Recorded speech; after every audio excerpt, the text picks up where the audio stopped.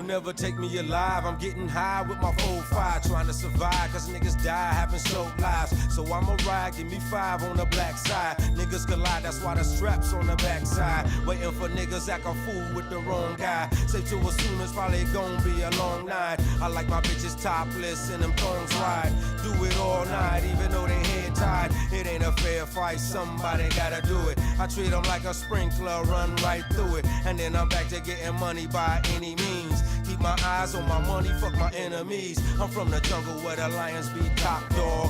Chop raw, strain dog with the cotton ball. Cock hammer, spray bammers from the sunroof. Just cause you in the gym, that don't make you gun-proof. My gun shoot at any nigga tryna take mine. Give me your keys, wallet, phone, and your fake shine. I'm on my grizzle while you niggas on break time. I'm killing 2 and 3 niggas at the same time. Put you on dateline, running across state line. I take a blunt to the face, then I spray rhymes. Fuck the feds and them petty-ass state crimes. I'm blowing trees overseas where you can't climb. I'm on the window serving niggas like Mickey D's. Get a girl at the party, wanna hit her knees. I'm on the block with the Glock, blowing plenty trees. Finger on the trigger if a nigga be my enemy. Yeah, I'm with a couple bitches sipping on some Hennessy. Riding with my dogs, fam, they be kin to me. I'm on the block with the Glock, blowing plenty trees. Finger on the trigger if a nigga be my enemy. For the people that live up, try and live beautiful. This was for you. They'll never take me alive. I'm getting high, blowing kush blunts, busting at niggas and lead the feds on the witch hunt. Realest nigga walking, so I be who your bitch want. Niggas getting money over here, bitch, pick one. I hope the 7 and 11 good to a nigga. I'm hitting naturals on these fools, real hood nigga. I got whatever on that Nina, bet she come back. I bet it all on that bitch, running right back. I keep my hoes dipping hydraulics front and back. And if your money low, nigga, I might front a sack. A little something get you high in the meanwhile. I'm hustling, stacking paper, watching green pile. Stressing, hoping I don't have to see that green mile. Protecting mine so that 9 blow your brains out. Young nigga running wild, never taught the game. That's why the game changed, probably never be the same. But I'ma keep getting money till I exit. 1 2 1 2 1 2. What's up, everybody? Welcome to Pontiac WYAC. We're in the place to be tonight on this, I'm about to say a Friday. I was about to say a Saturday, but it's a Friday night.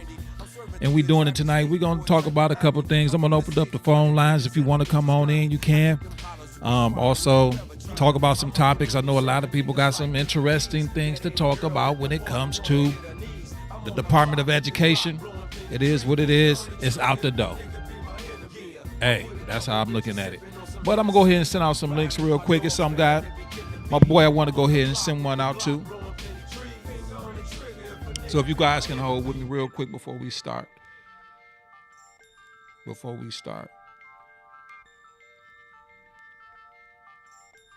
my homeboy Tony Rowe here. That's what I was looking for.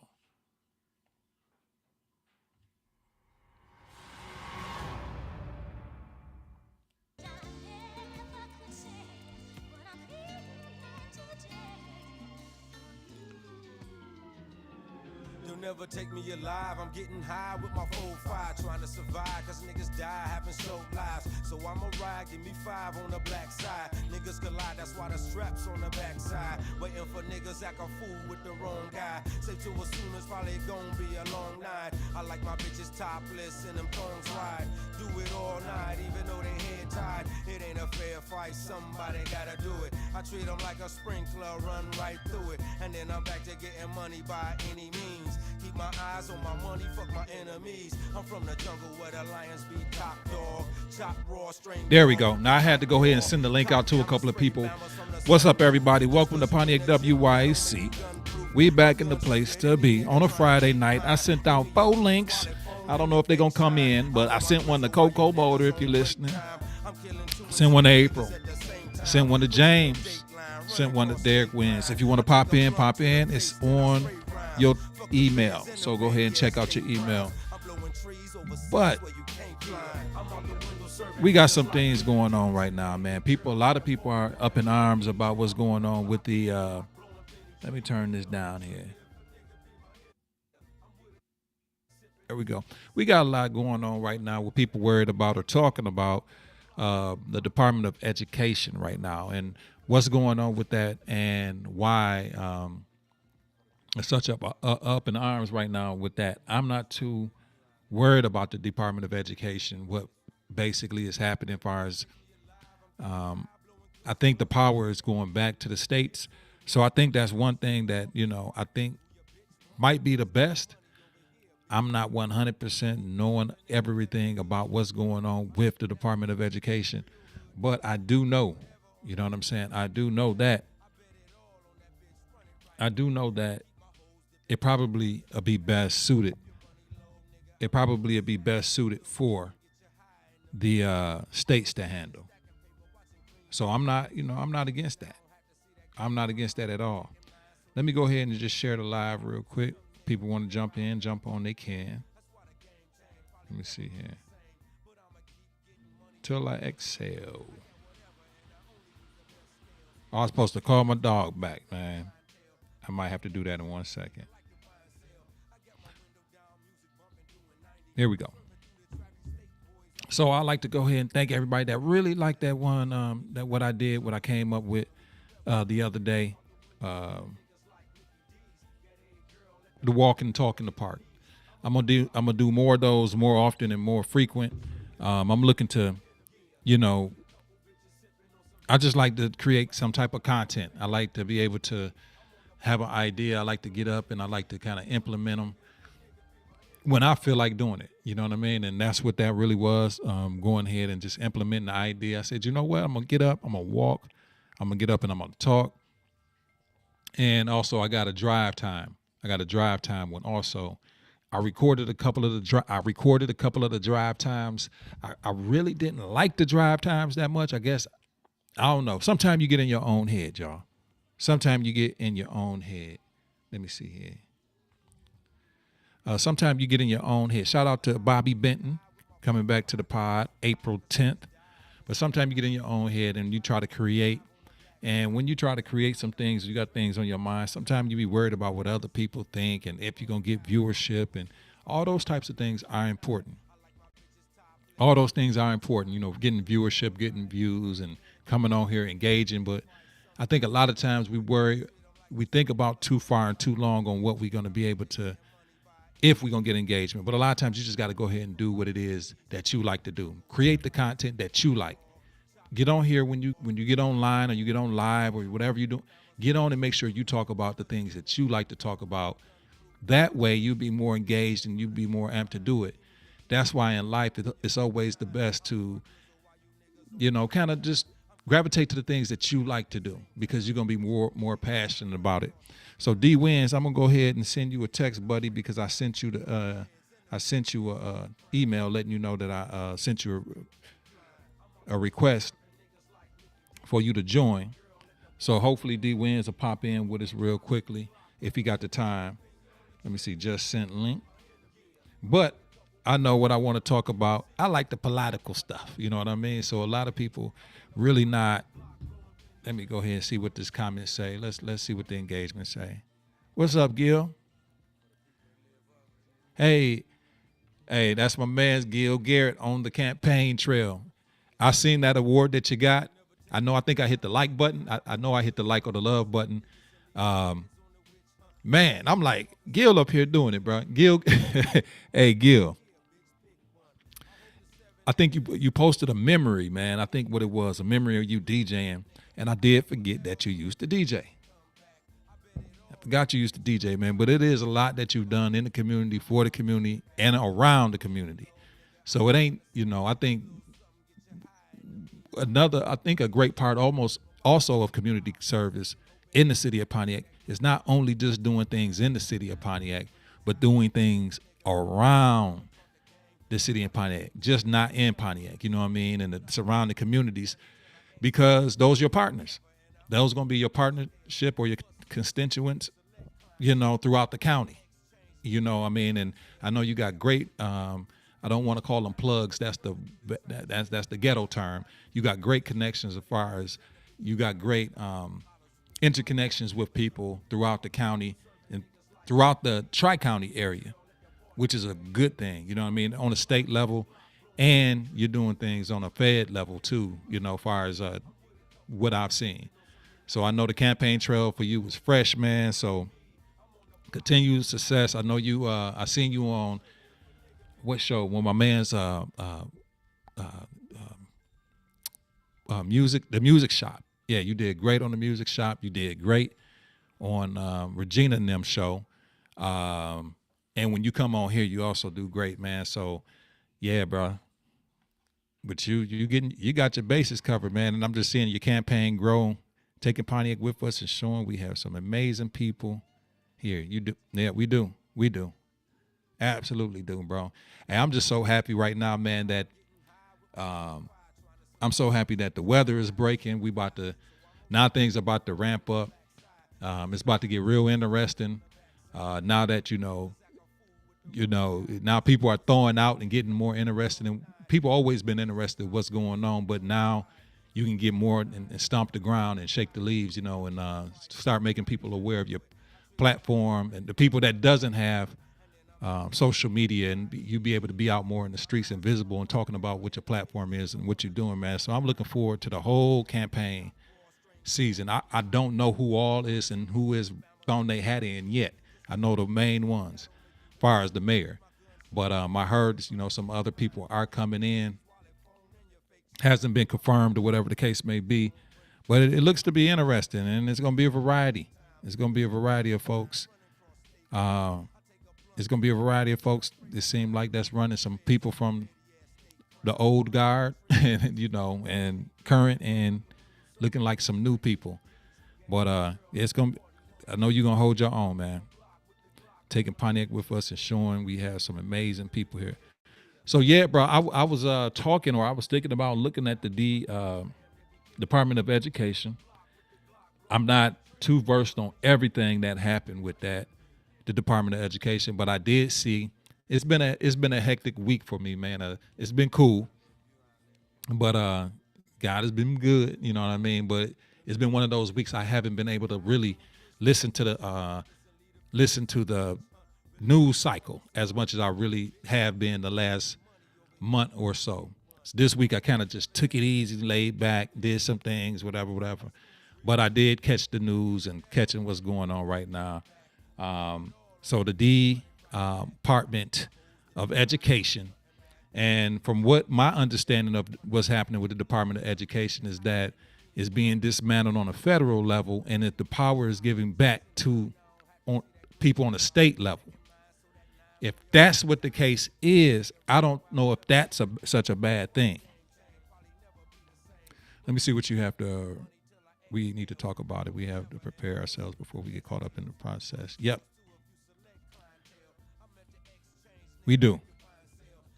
Hold on one second here. I got my phone buzzing. Let me see if this D wins.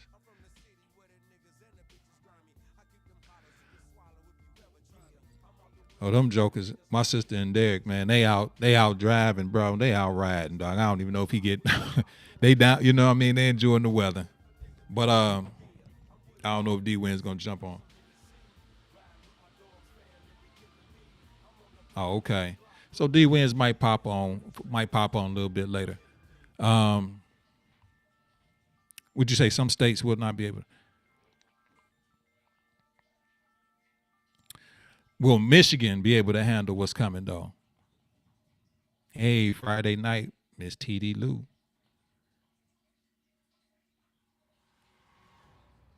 I mean, you say those kids, underserved communities in rural areas will get hit the hardest. All right, so I guess my question to you or to anybody is,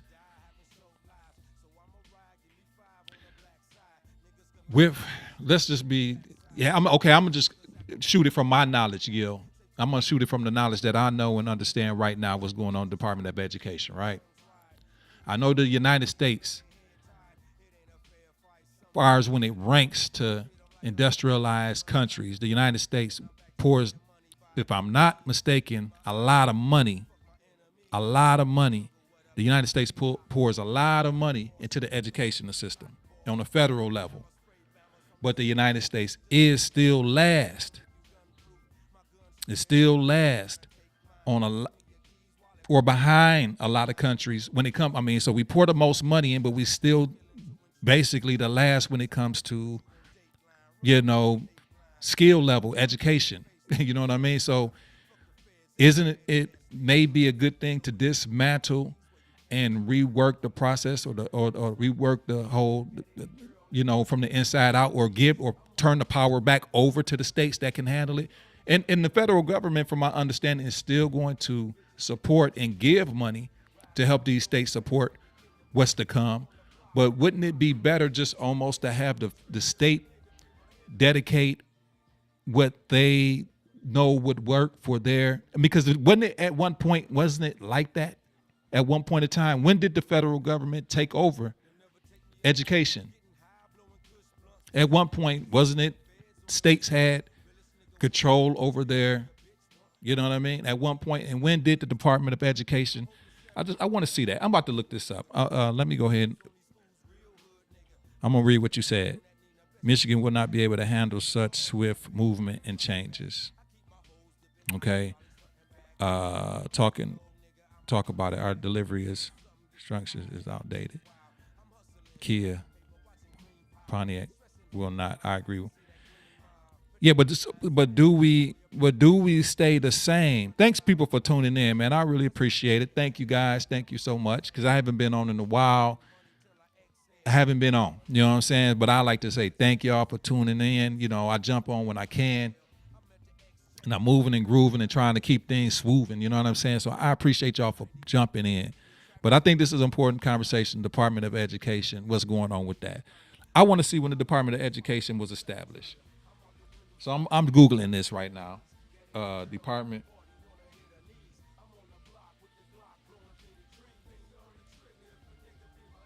So the Department of Education was established in 1979, the year after I was born. So let's look at education from 1979 to where we are now. How the educational system, is not really where it's at. Where was the educational system before then?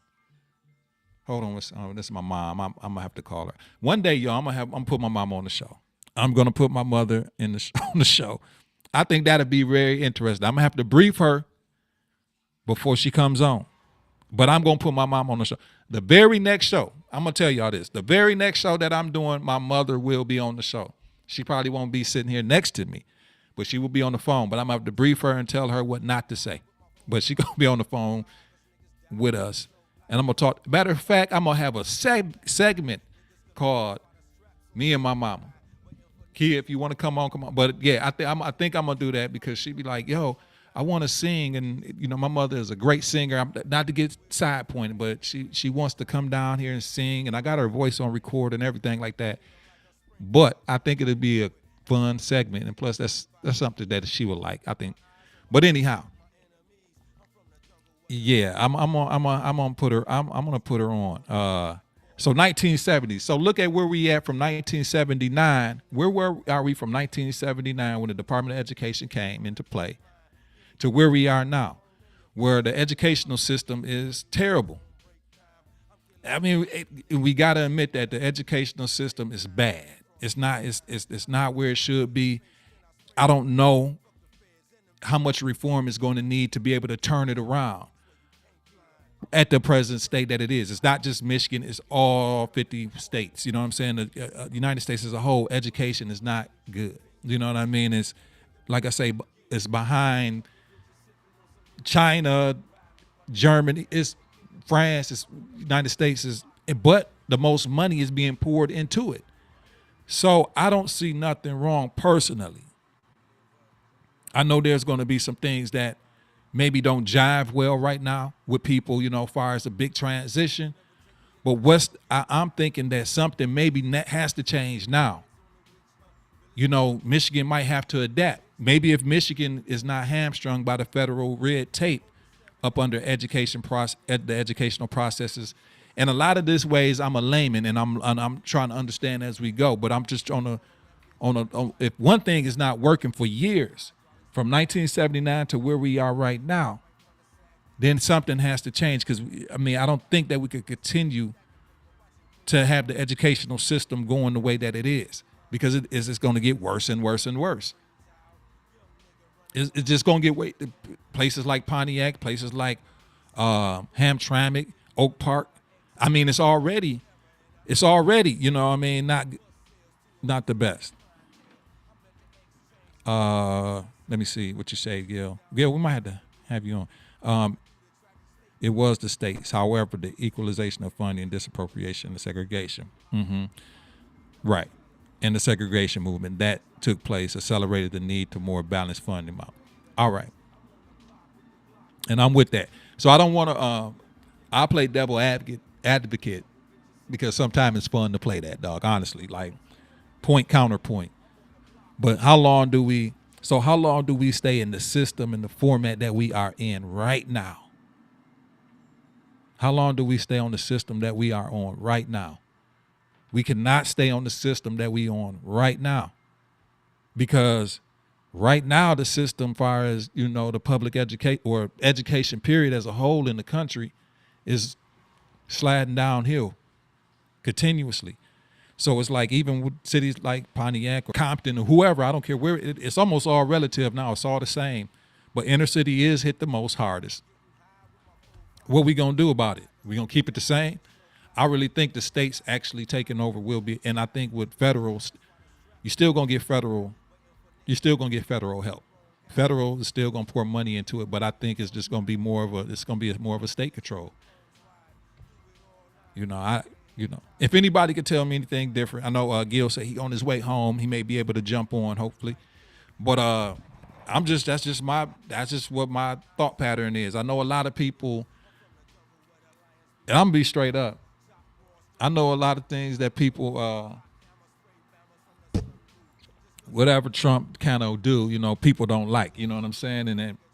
And I think we got to get past that. You know, if it's something that's decent and a good idea, or it's change. Because remember when Barack Obama was, you know, running for president, and what was the motto? Change. The motto was change, you know, when Barack Obama ran. And I guess I want to ask myself, really, what was the big major change when he won in 2008? Education. I'm not saying nothing changed positively, you know what I'm saying? But things have to change. We cannot keep these, what they call them, archaic systems alive. You can't keep them alive the way that they're going. They won't survive. If the schools keep going the way that they are in this country, they're never gonna get better. They're not. And it get to a point, and that's like having any job, any place, anywhere. You say you had a job and all you have is meetings, and you're throwing Band-Aids at problems and money at a problem, and you hammering at the same problem, but you're not making an overall change. Sometimes you have to overhaul the system. Sometimes you have to change the engine. You know, if you can't change the body and the frame of the car, maybe the transmission good and all, it just need the engine changed. You know what I mean? Why change a whole overhaul of the system? You have to do it sometimes. And of course, when you do something like this, it's going to be some pain up front on the front end. I don't know if we really looking at how good, or the back end. Are we really looking at how the back end is going to be? You know, we all are strong. People are people. We strong and we adaptive. Whatever the change may be, we're going to adapt to it. And I think we could possibly make it, because the change is here now. It's happened. It's happening.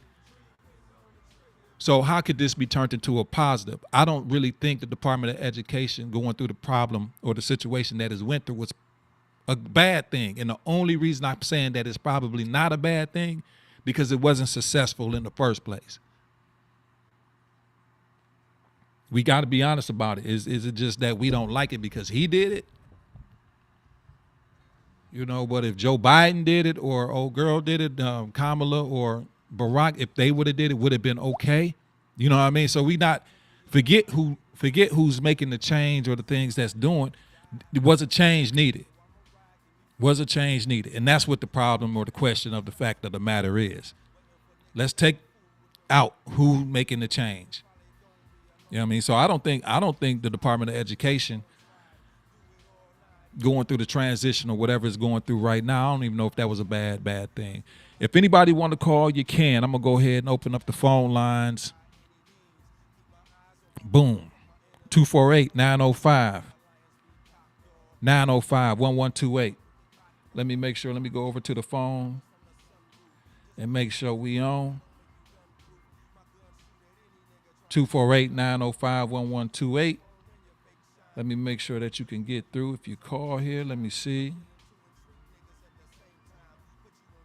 Because I got a lot of stuff going on in the background right here. Yep. 248-905-1128. 248-905-1128. If you want to talk about the Department of Education or something that's going on, politically. Because look, I'm into the political stuff now. I'm very into it now. I'm more into it now than ever. You know what I mean? I know it's a hot topic.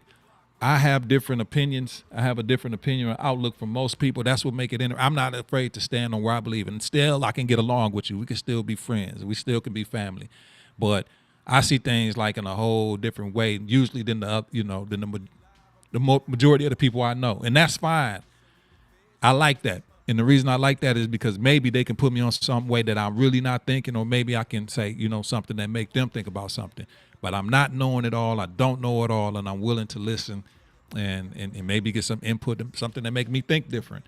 But that's the beauty about it. You know what I mean? Being able to take note of what somebody got to say and take it from a point of their understanding. Nothing is ever wrong. Nothing is ever wrong as far as a thought or a process, that can, or a question. I feel like you can always learn and listen to somebody and get something out of it. So I don't see there's nothing wrong having a difference of opinion. But the educational system, you know what I mean, is bad. It's totally bad, you know what I mean? And, just not Michigan or the city of Pontiac, you know what I mean? On the straight tip, I got some strong opinions about. I had some strong opinions about I have some strong opinions about what's going on downtown, as far as the city of Pontiac and the school district, and it's people on the board that I got major good love for, and I really, really like. But that doesn't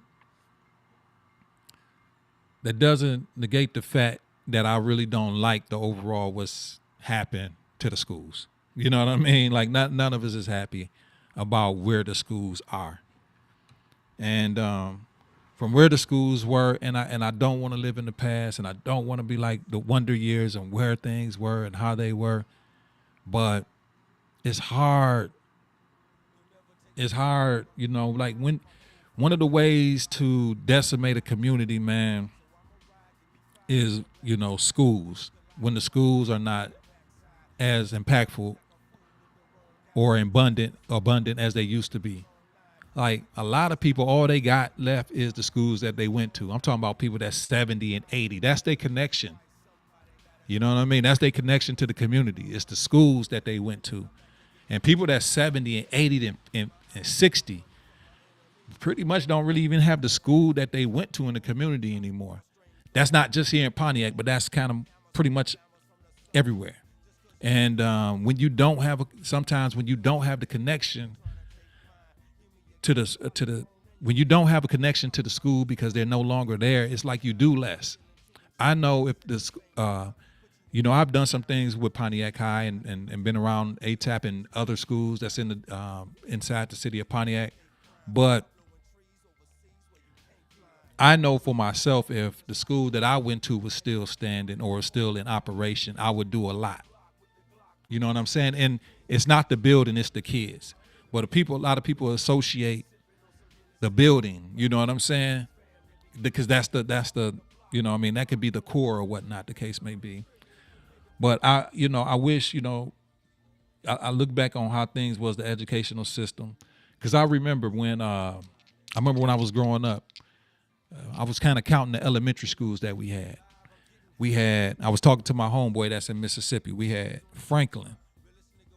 And we had Franklin Elementary School. I never went to Franklin, but my brother and my sister, and cousin went there for a minute. Then they went to Whitfield, which is in Kego Harbor, but it was Pontiac School District back then.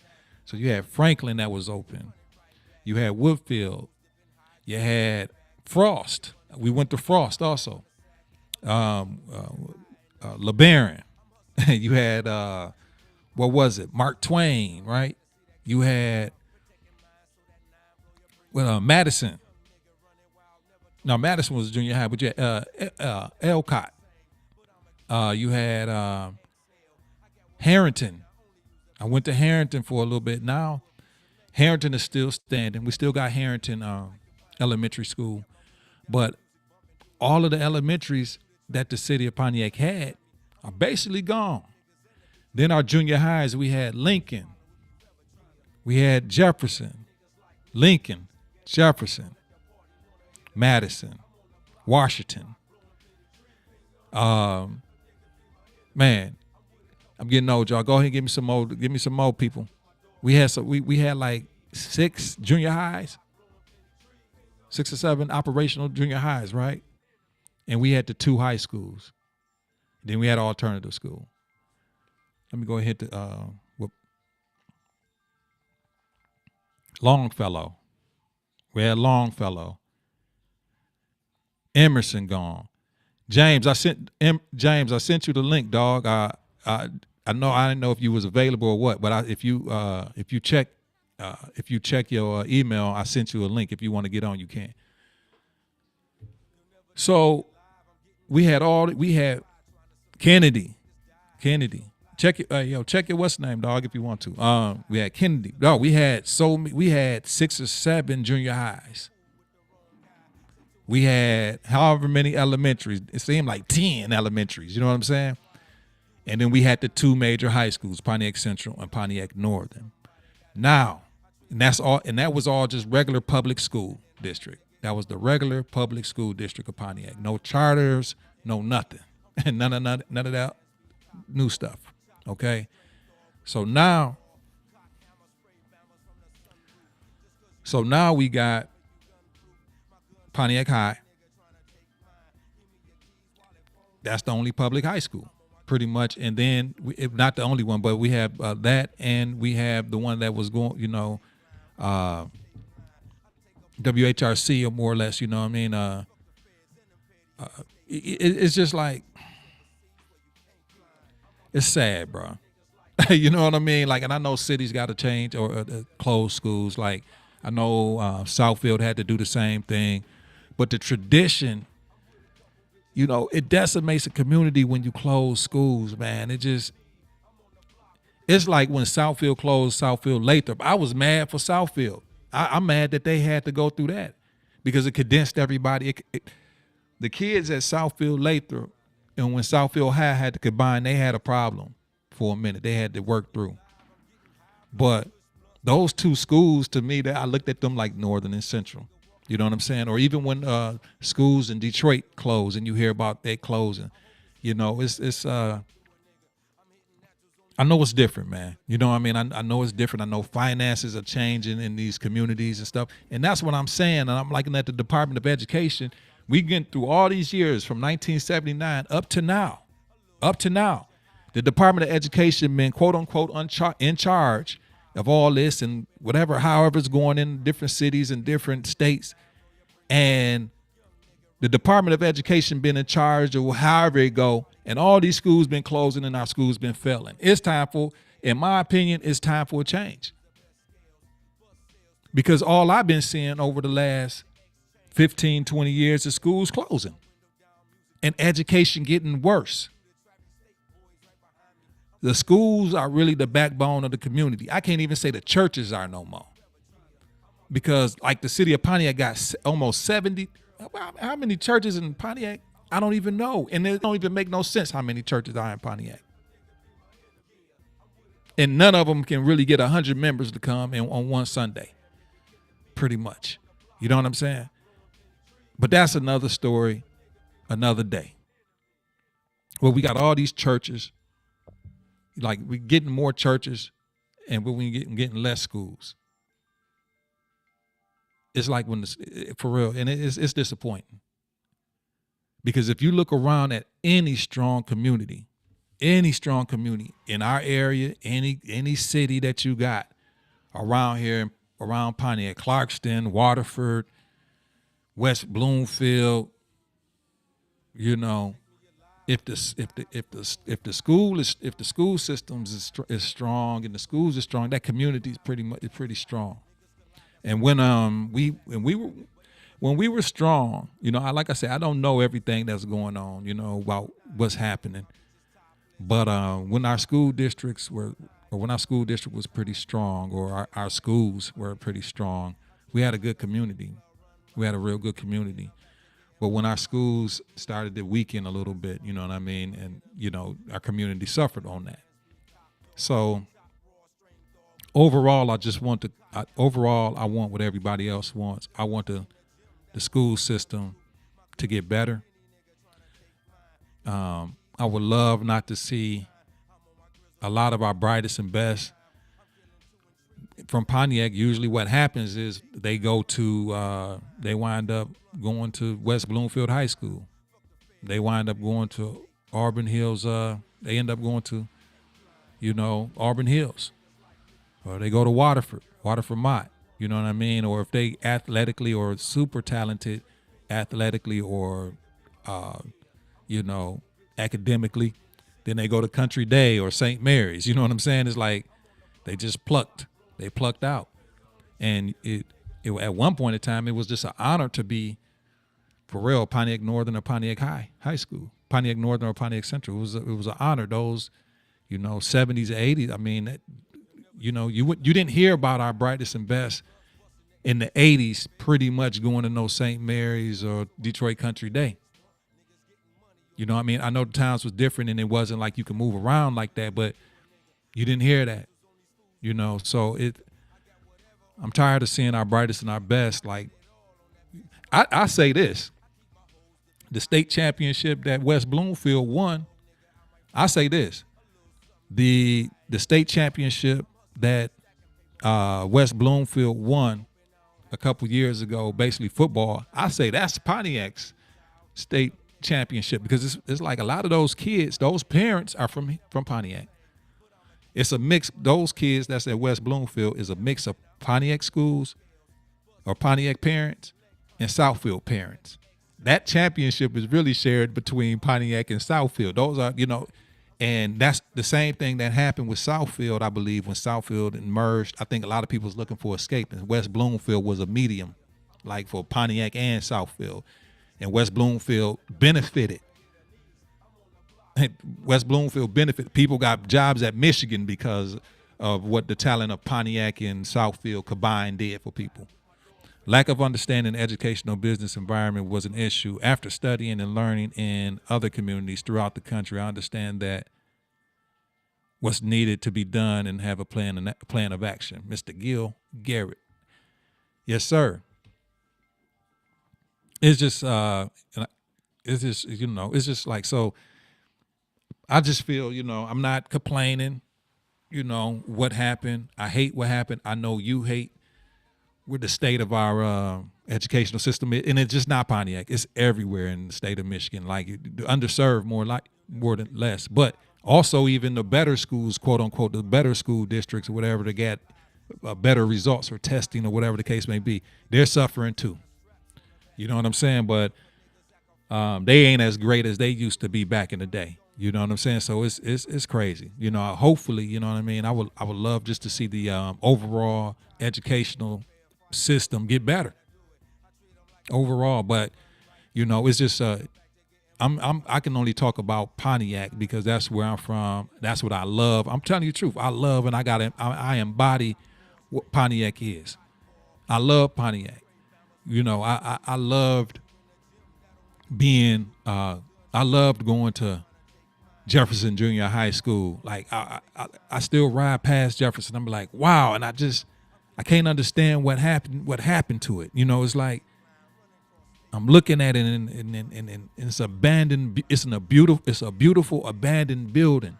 The first house that I bought was over on Illinois Street in Pontiac, right around the block from Washington Middle School. Beautiful building. And I look at it and I'm like, man, the neighborhood suffers. Like when Jefferson closed, and I grew up on the south side of Pontiac. I'm a south side kid. You know what I mean? Even though me and my sister lived on every side, but our family is south side people. But when Jefferson closed, it immediately when Jefferson closed, it immediately affected that neighborhood. I mean, like my mother went to Jefferson. You know what I mean? Or people, grandmothers went to Jefferson. So people had. It was just like that it affected the community because the junior high is so crazy how the junior high is situated, and basically all of our junior highs, public junior highs, was basically situated right in the middle of a community. So Jefferson, right there on basically Motor, Luther, you know what I'm saying, is right there. Ditmar, it's right there, right in the quarter. It's right there, and the kids would go there direct. You almost didn't even need. How important schools are is you almost don't even need an after-school recreational center. That's how important schools is, because the schools were that recreation. After school, Mr. Kaiser, Bobby Kaiser would be having the basketball program running. All you had to do was when school was over, whatever the case may be, they had some regulations. You just can't, play all dang on day and then do no work. But it was regulations. You can go ahead. And come up to Jefferson or whatever, play your basketball. You can be out in the back playing football. The schools, like how the city right now is going through with the after school, not the after school, but the recreational center and doing all that. That's great because we need one of those. But the schools were the rec centers. The schools were the built-in rec centers. We had teachers that did overtime and did stuff around the school after school, and that was a daily thing. The gym was open. I can only talk about Jefferson, but I know if it was like that on the south side, I knew it was like that on the north side too. When I was growing up, I heard people talking about Madison or whatever the case may be. This James popping in. Let me pop on. What up, dog? Hold on one second. Let me turn you up. Can you hear me? What up, though?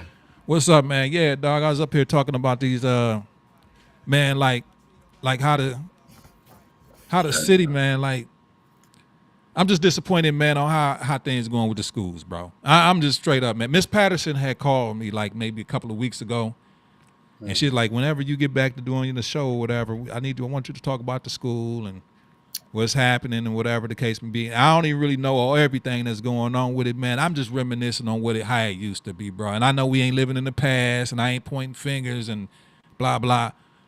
But I was saying before you popped on, James, and I'll let you go ahead and weigh on and tell me what you think. You know how the city was, they looking to do the rec centers and stuff, right? Uh-huh. I was saying, like, the schools were the rec centers back in the day. We had Hayes Jones, we had Highland Center, but we also had the junior highs to be open after school. You could play your ball. It's really it was killing two birds with one stone, really. And when your schools start to close, like Jefferson, Lincoln, and like these places you even mentioned, then you not only just closing the school, you closing rec center, you closing tutoring, you know what I'm saying? So, and I know Pontiac just ain't suffer from it, but I know that other communities did too, Southfield and shit like that. You know what I'm saying? Mm-hmm. So, I mean, what you think, man? Well, for one, a lot of cities was underfunded. You know what I mean? And what ended up happening is the decline in enrollment. Well, I'm going too far. Um, you had those charter schools came in. You know what I mean? And far as education go, you know what I'm saying? It was kind of like a good thing because when you get something new, they fire it up. Kids get to learn or whatever. But with the decline in enrollment already, you know what I'm saying? It took more money from those schools that was already underfunded. You know what I mean? And then you have the population shift. and gentrification, you know what I'm saying, and lower birth rates. So it really has nothing to do with, you know what I'm saying, somebody misusing money. I mean, it done been a lot of money stolen, but not enough to, you know what I'm saying, where it affected, you know what I mean, having to close schools. So, uh, it's a hell of a situation, really. You know what I mean? But we haven't been having a lot of babies. If you look up the statistics, you know what I'm saying, for blacks having kids, man, and we ain't really been having a lot of kids, man. So it's a Well, lot I of mean, things that's changing. well, I know like population got to do a lot with schools staying open and things like that, but I don't know. I mean, I'm thinking like, okay, cool. Well, I understand closing. I understand things are closing because of maybe the population has changed, but when you think about all of the elementaries that we had, dog, how many did we have? 11. Oh yeah, it was ridiculous. And then you So, had that so right, and then shit, you forgot like two private schools too. So it yeah, I was a forgot lot. all about that. But you know what I'm saying? We had that, the baby boomers and shit, Like I said, we But was the having. population ain't changed that much, dog. To close that much. A lot of our people fly. Like I said before you came on. A lot of our people flighted to West Bloomfield or Oh yeah, school of choice. Waterford. Yeah, school of choice School of made a Choice big did a lot. difference too. You know what I mean? Yeah. So the problem, man, like I don't know, bro. It's like our brightest and our best are going to these different districts. You know what I mean? They go into these different places, man, or to get better opportunity. And I'm just, can you even get mad at it? You know what I mean? You probably move where you move, so your kid can probably have a different Yeah, that situation. was the whole point. Yeah, that's why we was neighbors. Shit. You know me, I ain't getting on this motherfucker line at all. You know what I mean? So it's like, yo, bro. I don't know. So right now, I know the school district kind of going through some things. Like I said, I got some big love for people that's on the district right now, but I can't. Uh, Gil, I just sent you the link, dog. If you want to pop, but yeah, I just can't be quiet about it. You know what I'm saying? I still got love for whoever in there and whoever come up next and trying to make things better. But yeah, I'm just and I know it ain't they fault Yeah, personally. You know what I'm saying? A lot of things happened years and years and years before even people got in there today. You know what I'm saying? They just trying to make it yeah. right. Well, it's But gonna be a hell of a hurdle, man, because of what's going on, and if that doesn't get stopped, you know what I mean, with Agent Orange trying to cancel education, man, it's just gonna make it way worse because what'll end up happening is the state has to try to come up with these fundings and try to find this money somewhere else, man, and it's gonna be a mess. I think So honestly, well, I oppose that because you know me, dog. I'm on the other side of the fence. I think actually the Department of Education, what happened today, hey, dog, the school system, it's been failing anyway. Something has to change. I mean, what yeah, do you I mean, suggest? yeah, What do you suggest have stayed kept? I mean, since the Department of Education stay I exactly the mean, way it what they was. should have did, what honestly, and what everybody know, and what people really know is it should have been more money.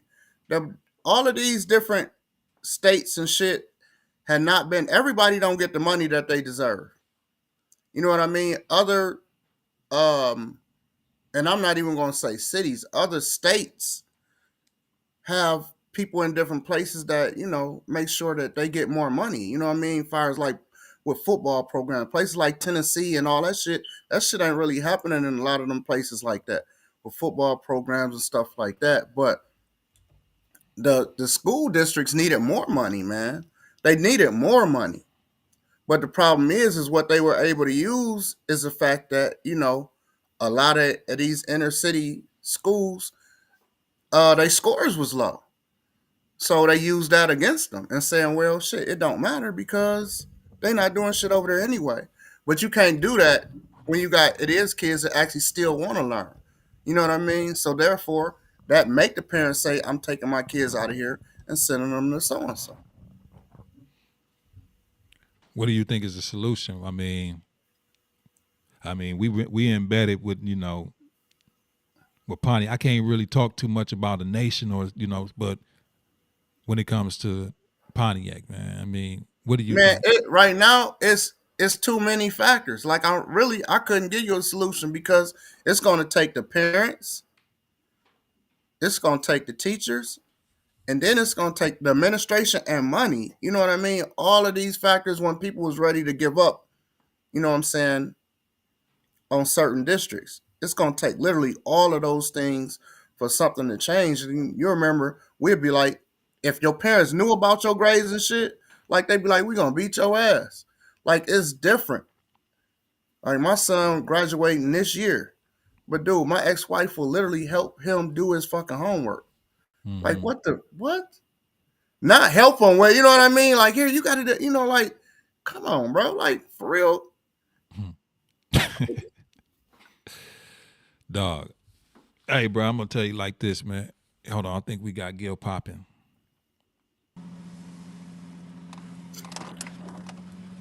Okay, I got you on, Gil. We can't see you though.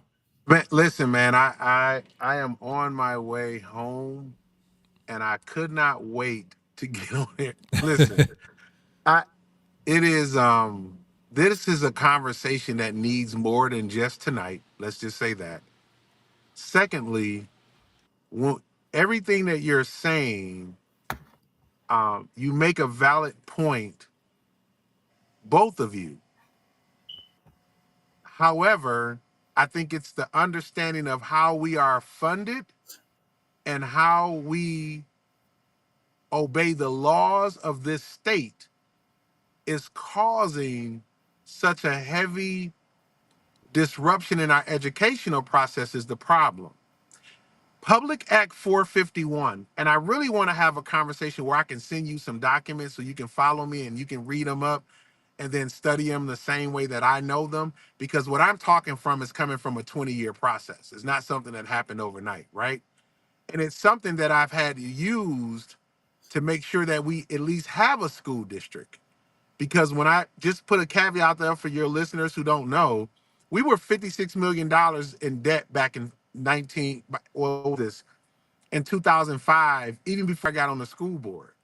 And so in order to turn that around, there were some things that systematically had to take place that we had to do from a school board level, that it is school board members who get on the school boards and use them as stepping stones. And I'm just going to be real frank. I'm with family, so I don't have to. I told you this before. And I'm not even cutting no corners, even doing this mayoral candidacy as it relates to education, because it's time out for the foolishness. And it's time out where people have used the school boards as stepping stones for their next positions.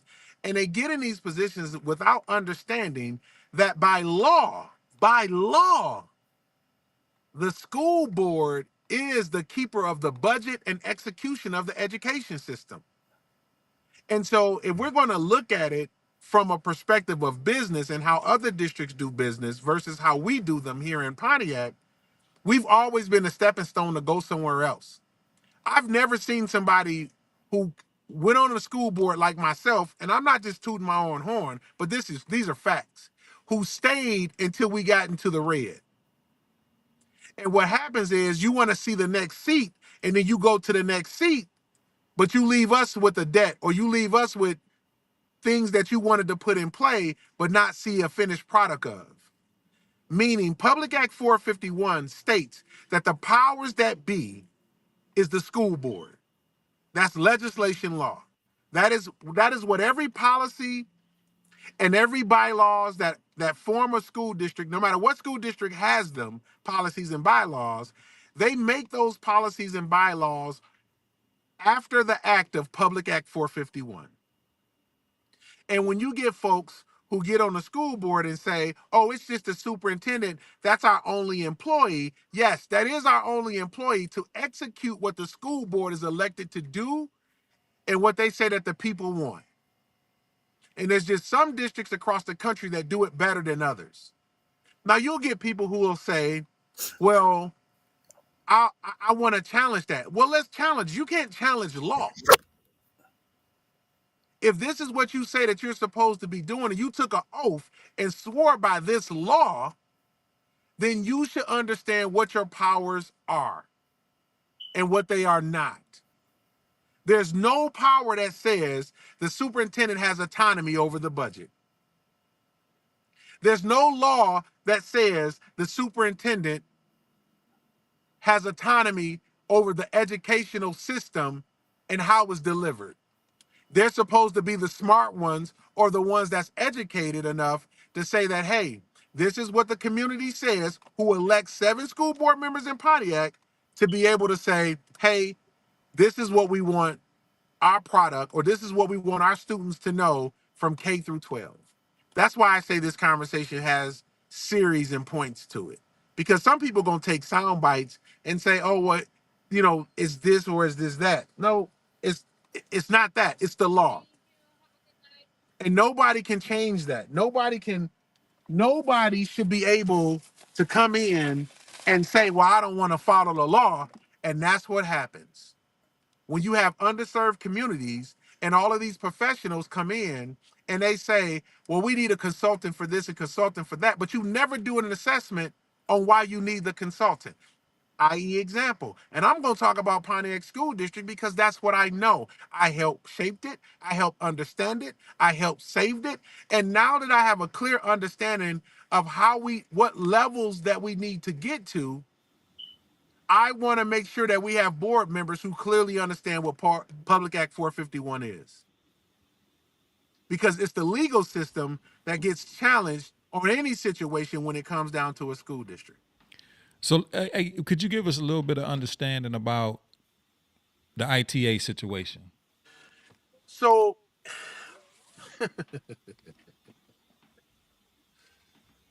and here's why I want to go into a studio. Or here's why I want to send you the receipts. Because I'm not going to argue with nobody else coming back, jumping on here, just screaming about their emotions. I'm not doing that. Because it's above emotions. But the ITA situation was created to have an academy, not a school, an academy. That means a program outside of the regular school district, but that's a program, not a separate school. And through the various administrations and school board members, they created an atmosphere of the have and the have-nots. Now, you can say that's my opinion. Men lie, women lie, numbers don't. If you look at school board meetings or actions around it, you will see clearly and hear people state, these kids are better than these kids. That's creating an atmosphere of the have-nots. You ain't got to like it. You don't have to agree with it, but that's exactly what it is because that's what's said. And so the ITA situation is, let's go to how assessment scores are evaluated and the state assessment is graded, for lack of better terms. They take the scores of everyone who takes the state assessment test, they average it out, and they give you a composite score that ranks your school. Well, according to the state of Michigan, ITA and Pontiac High School is one school. But we physically treat it as if it's 2 high schools. And for years, the state of Michigan, it says, if you're going to do that, you can't combine the scores to get an average score for Pontiac High. You have to treat it as 2 separate institutions, and they have ignored that for years. No. Okay. So now we at this point where individuals, again, you have consultants who are in the district, running the district, not the Board of Education. I say that because if you look at the previous board meetings, I'm gonna get it so much. You know what? All right. It don't matter. It don't. At this point, I'm more concerned about the people who don't know the truth. All right.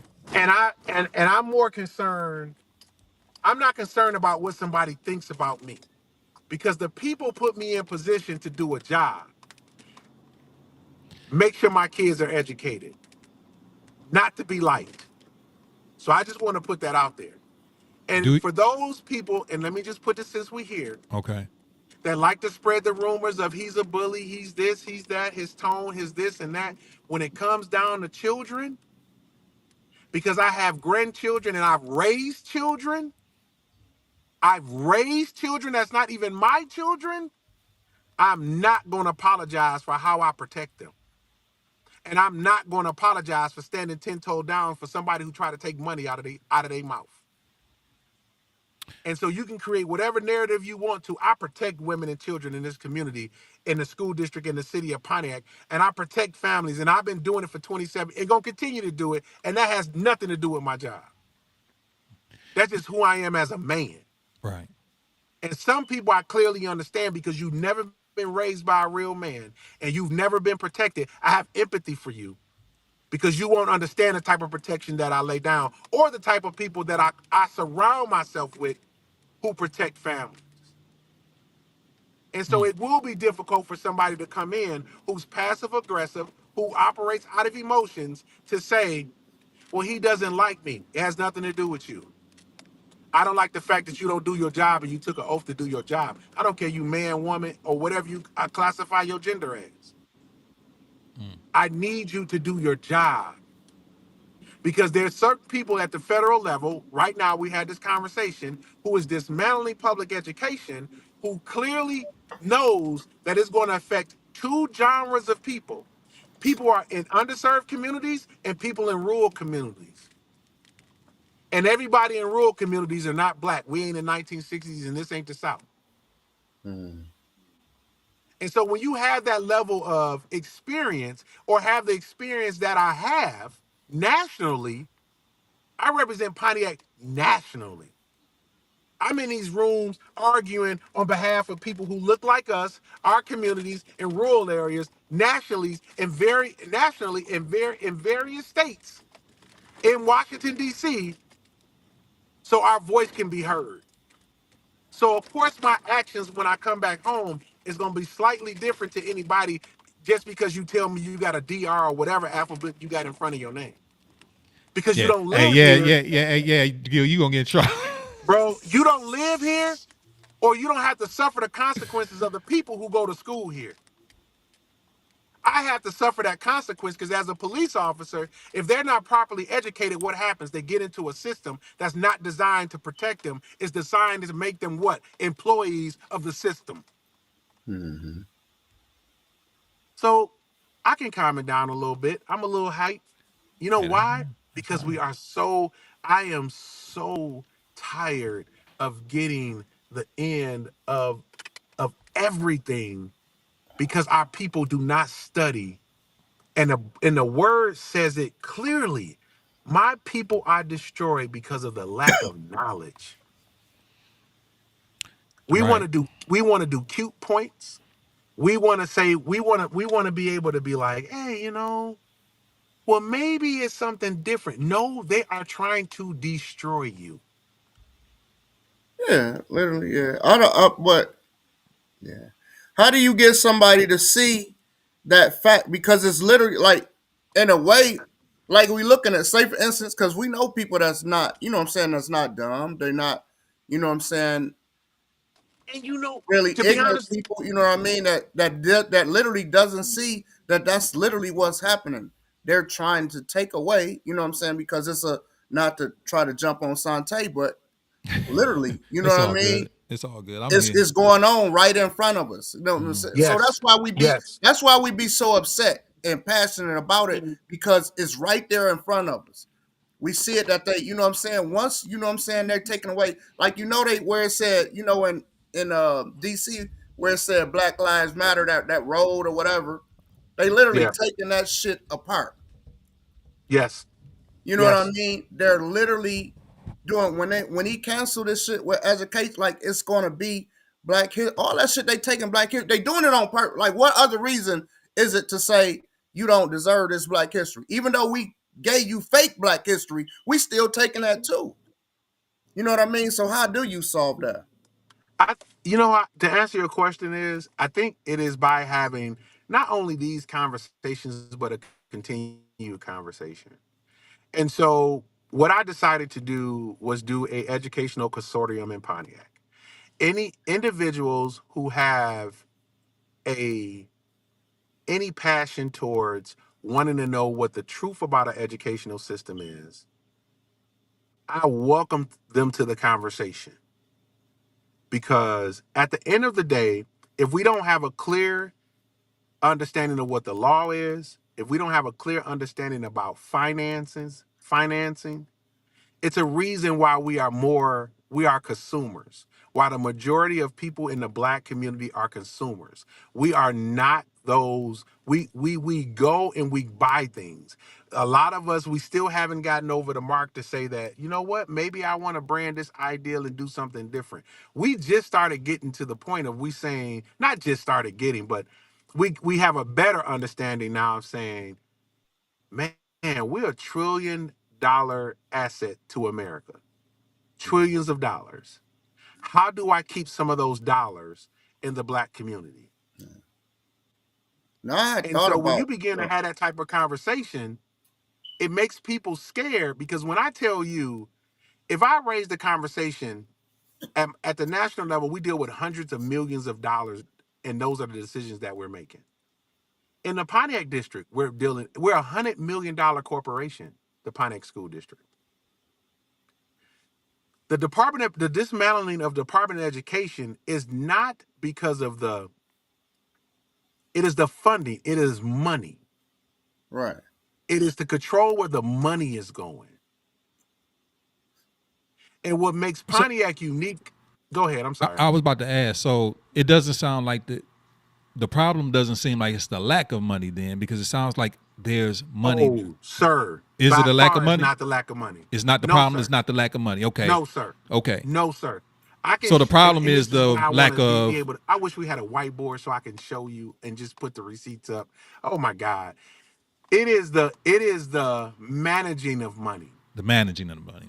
And again, you have individual. All it takes. Let me put it real common plain for you. 7-member board, 4 members control the board. If if 4 members control the board or control the decisions that come from your school board, and they don't have the ability to budget. They don't have the ability to look at a budget and understand what a line item is, what an amendment is, how a budget affects how they deliver education. And to your point, sir, it's not you're correct when you say this, school. People have a genuine heart and they do love our kids. That is not my complaint. That is not I believe truly that we do have people with the intentions that come and say they love kids. But this is business. And as you can clearly see, the people who are in control of the money, they look at this from a business standpoint. And if you never ran a business, you don't understand budgets. And that is the problem because our community, we won't look at the budget. We'll look at putting the gym together. Oh, they're going to paint the gym and put new stripes on the floor. Yay. So if it's But they can't tell you how much it costs. so if it's not money and it's leadership, what is the deal with them talking about? Because I guess I'm getting back on the ITA situation. What is the Okay. deal? What's the deal with trying to? And you're right. I think there's a catechism or there's a chasm saying that ITA is better than Pontiac High. There is a clear. That's what it's. Yes. That's what's put out there. But why even with that being the case, maybe because it was like that at Pontiac Northern and Central. It was a catechism between that, Yeah, or kids on different. It's just it was. Yes. so even with that being said, what is the benefit of closing down the ITA I think if I'm understanding that right, and then merging it with Pontiac High? Why can't it be two, different? Why can't it live like how it is? Since Because since if money you is not the go- issue. Because if you take the scores from one school, if you put them on their own individual island, you're dramatically going to see there is a higher level, a higher test scoring level in one school versus the other. Which, because of the laws and the rules, if you go below a certain test level, a state assessment test level, that's why these mandated state testing requirements should be done away with. If you notice, they ain't talking about doing away with those. They don't care how your kid come to school, be able to do X, Y, and Z. They don't care about the wraparound services that a kid may need from Pontiac, or a kid in a rural area that's suffering from traumatic syndrome that's happened, PTSD that has happened in other places. They're not talking about those things, right? They're talking about the funding. And Right. so systematically, if you do not meet these required state assessment scores, your school goes into what we call a non-functioning school, where that the state can come in and take over your district. And Okay. so if All you right. All if right. you create, so it's bigger than just, if folks just tell the people what the reality of it is, So basically, in a we can nutshell, correct that. so what you're saying is if they don't merge and ITA come in and help boost up the scores on an overall fashion, that we looking at basically what the city of Pontiac went through is like it's a quote unquote receivership type of situation with the school Over district time. Yes, over time. over time. Okay.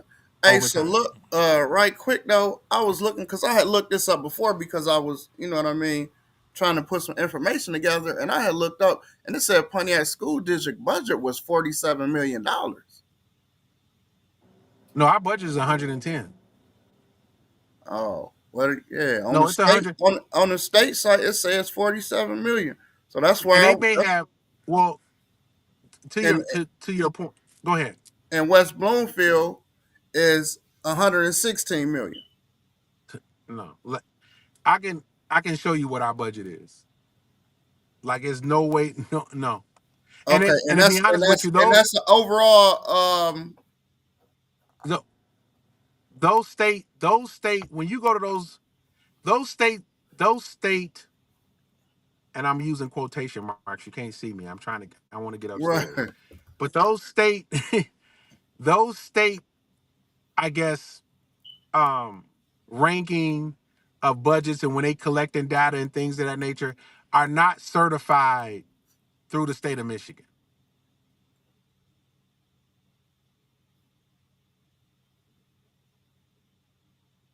Okay. I don't know where he went. I don't know where he went. I didn't do it, Gil. Come back if you up Yeah, for he it, man. probably had lost his signal, but I was looking because I got a real But maybe you know, but the school, well, no, what he's making a real good point, and I'm just not disputing anything he said because he's been there, he's been on the board, he knows, you know what I'm saying. right. What's crazy to me, man, is that no matter, even if it was $100 and something million that the school budget is, it's like so it's money there. Money ain't the problem, right? But we throwing money at whatever the problem that we consider the problem Yeah, may be. The schools are still not getting yeah. I don't. I better. mean, and I still, even though Gil do it, you know what I'm saying. We He don't does, always yeah. agree on everything. I still don't. I There still you go. don't believe that it's. You know what I'm saying. I still believe that it's a money issue. You know what I A mean? money issue. Yeah. Because I know, like I've had conversations with higher ups. You know what I mean, and they like, I know that these personal cities do not get the same as other cities. You know what I mean? So even if it was more money to steal, it still haven't been the same amounts unless it like new millages, like West Bloomfield do a new millage and you know what I'm saying, get more money or type shit. But I still think it is. I personally think, you know what I mean. Even though I'm definitely backing Gil for mayor, I personally think that it's money. You know what I mean, and it's always a difference in monies between our inner cities and these other cities, Oh bro. yeah. Because Oh yeah. if It's we that. can't pay these teachers more money, you got to look at what some of these teachers is making. And somebody like a personal friend of mine, and I won't, you know what I'm saying, I won't say no name or whatever, but She just went and started a new district. Like she younger, and the money that she making, she like, man, it is not even worth going to deal with these kids. Mm-hmm. You know what I'm saying, for the money that she's making. So therefore, if We got a she phone can't call. make, We got a phone call. Let's see what they say. Go ahead, James. But we got a yeah, if phone she call coming can't in. make the monies that she want to make, you know what I mean, to just for she can just deal with the kids. You know what I mean. A Caller, lot of these teachers not making enough money, far as I'm concerned, man. caller, go ahead. Who are you in state? Which? This is April. Hey, April, what's going on? April, I sent you a link. I know I can't access the link. Oh, I'm on my phone. I can't access the link. Oh, oh, it still okay. work on the phone too, but But yeah, what's up? What was you thinking about? What was you thinking about this conversation? It was just more or less talking about. I think Gil is here, but I don't know if he got. I'm gonna turn his audio down just a slight bit. But we was just talking about overall what's kind of going on with the school districts, the way it is. I hate living in the past, but just seeing where the situation is right now, and it just seems to continue to decrease. And leadership and money and is all an issue. But I know, and even talking about today, what's been going on with the closing of the Department of Education or whatever they doing with that on the federal level. Did you have any thought, comment, Uh, additional, anything? yeah. Well, I mean, that's not an area of expertise for me. So I might be, not ill informed. But what I do know is that in moments like this, the the commonality that I feel happens is that we're conscious that there's a problem, right? And the district has faced problems in the past, as Bill said back in 2005, and even before. It's a moment where the school district, Yeah, I don't know. I think her audio wasn't too good. Let me why don't you call back? Let me put things on Bluetooth, and then you try to give a call back real quickly if you can. Um, yeah, because I'm we putting can things barely on hear. Bluetooth. Yep, Yeah, it was bad. But now if you call back, things should be better. I just switched to Bluetooth because I had you a line in. Go right. ahead, bro. What you were saying? But anyway, I just think it. You know what I'm saying? I really do think it's a money issue. I'm not saying like we don't have enough money to run the school. You know what I'm saying? Well, I guess I am saying that because if the teachers and everybody not making the money, like normally, principals and shit, they make the money that they want to make. You know what I mean? But I'm just people tired, like the dog. teachers. I'm just tired overall of coming on. Even if I have to come over here just saying how bad and things are just not working, man. You know what I mean? It's just like we shouldn't be having these. I get it, even if it is a money situation, man. But dog, even when our communities didn't have a lot of money like that, we still stuck together, and the kids were somehow educated. Yeah, but It's a kids sense would of listen, community. man. That kids don't That's listen. it's different now, right? Yeah, it's Yeah, different. So, it's way different. what the hell do we do? I mean, dog. That's like putting money in a mud Like, hole. say for instance, like you know me. Yeah, You know what I mean? You know I hooped. I did all these things. yeah. But bro, I told myself for 4 years, I've been telling them one specific thing about basketball. And he ain't picked up on it yet. He had college trials, still did this at one thing that a coach did not want to see. I've been telling my son this for 4 years. Mm-hmm. You know what I mean? And it's different. And my kid, he not a bad kid or nothing, but it's hard. These kids is way different, bro. April, why you hang up? We heard you. You know, I had you online. Call right back. We had you online. I didn't hang up on you. But yeah, hey, bro, it's just like, man, at the end of the day, bro. So I get a little better understanding what Gil was talking about. I didn't know. I wasn't, more or Yeah, I less had a couple understanding how that questions I worked. had wanted to put out there too. And Yeah, when he was saying I the didn't know that school this. board I didn't know they president, was merged together like that. I didn't know yeah. that. Yeah, go So ahead. when he was saying about the president having autonomy, because everybody don't know, words or whatever, I ain't trying to say. So basically what he was saying is school board president shouldn't have the right to make a decision on his own to override something. You know what I'm saying? When he was saying autonomy, I was just clearing that up just for the people that didn't know, what I'm saying, what he was saying. But Yeah, I don't know what the I don't know what it's. I just know it's gonna be worse. I just know But it's gonna school, be a lot okay. worse. Well, school. Let me ask you this then, because I know we might lost Gil for the. Hopefully, he can come back if he can. If he can, man, I appreciate anytime Gil come on. And I know right now he's running a campaign, so he got to do it strategically. He just can't. You know what I mean? So the little bit that he is able to give us, I appreciate it, Gil. But I know he got to move. You know, he's always gonna talk truth and come at it. But I know he's running a Mm-hmm. campaign, so it's a little different now.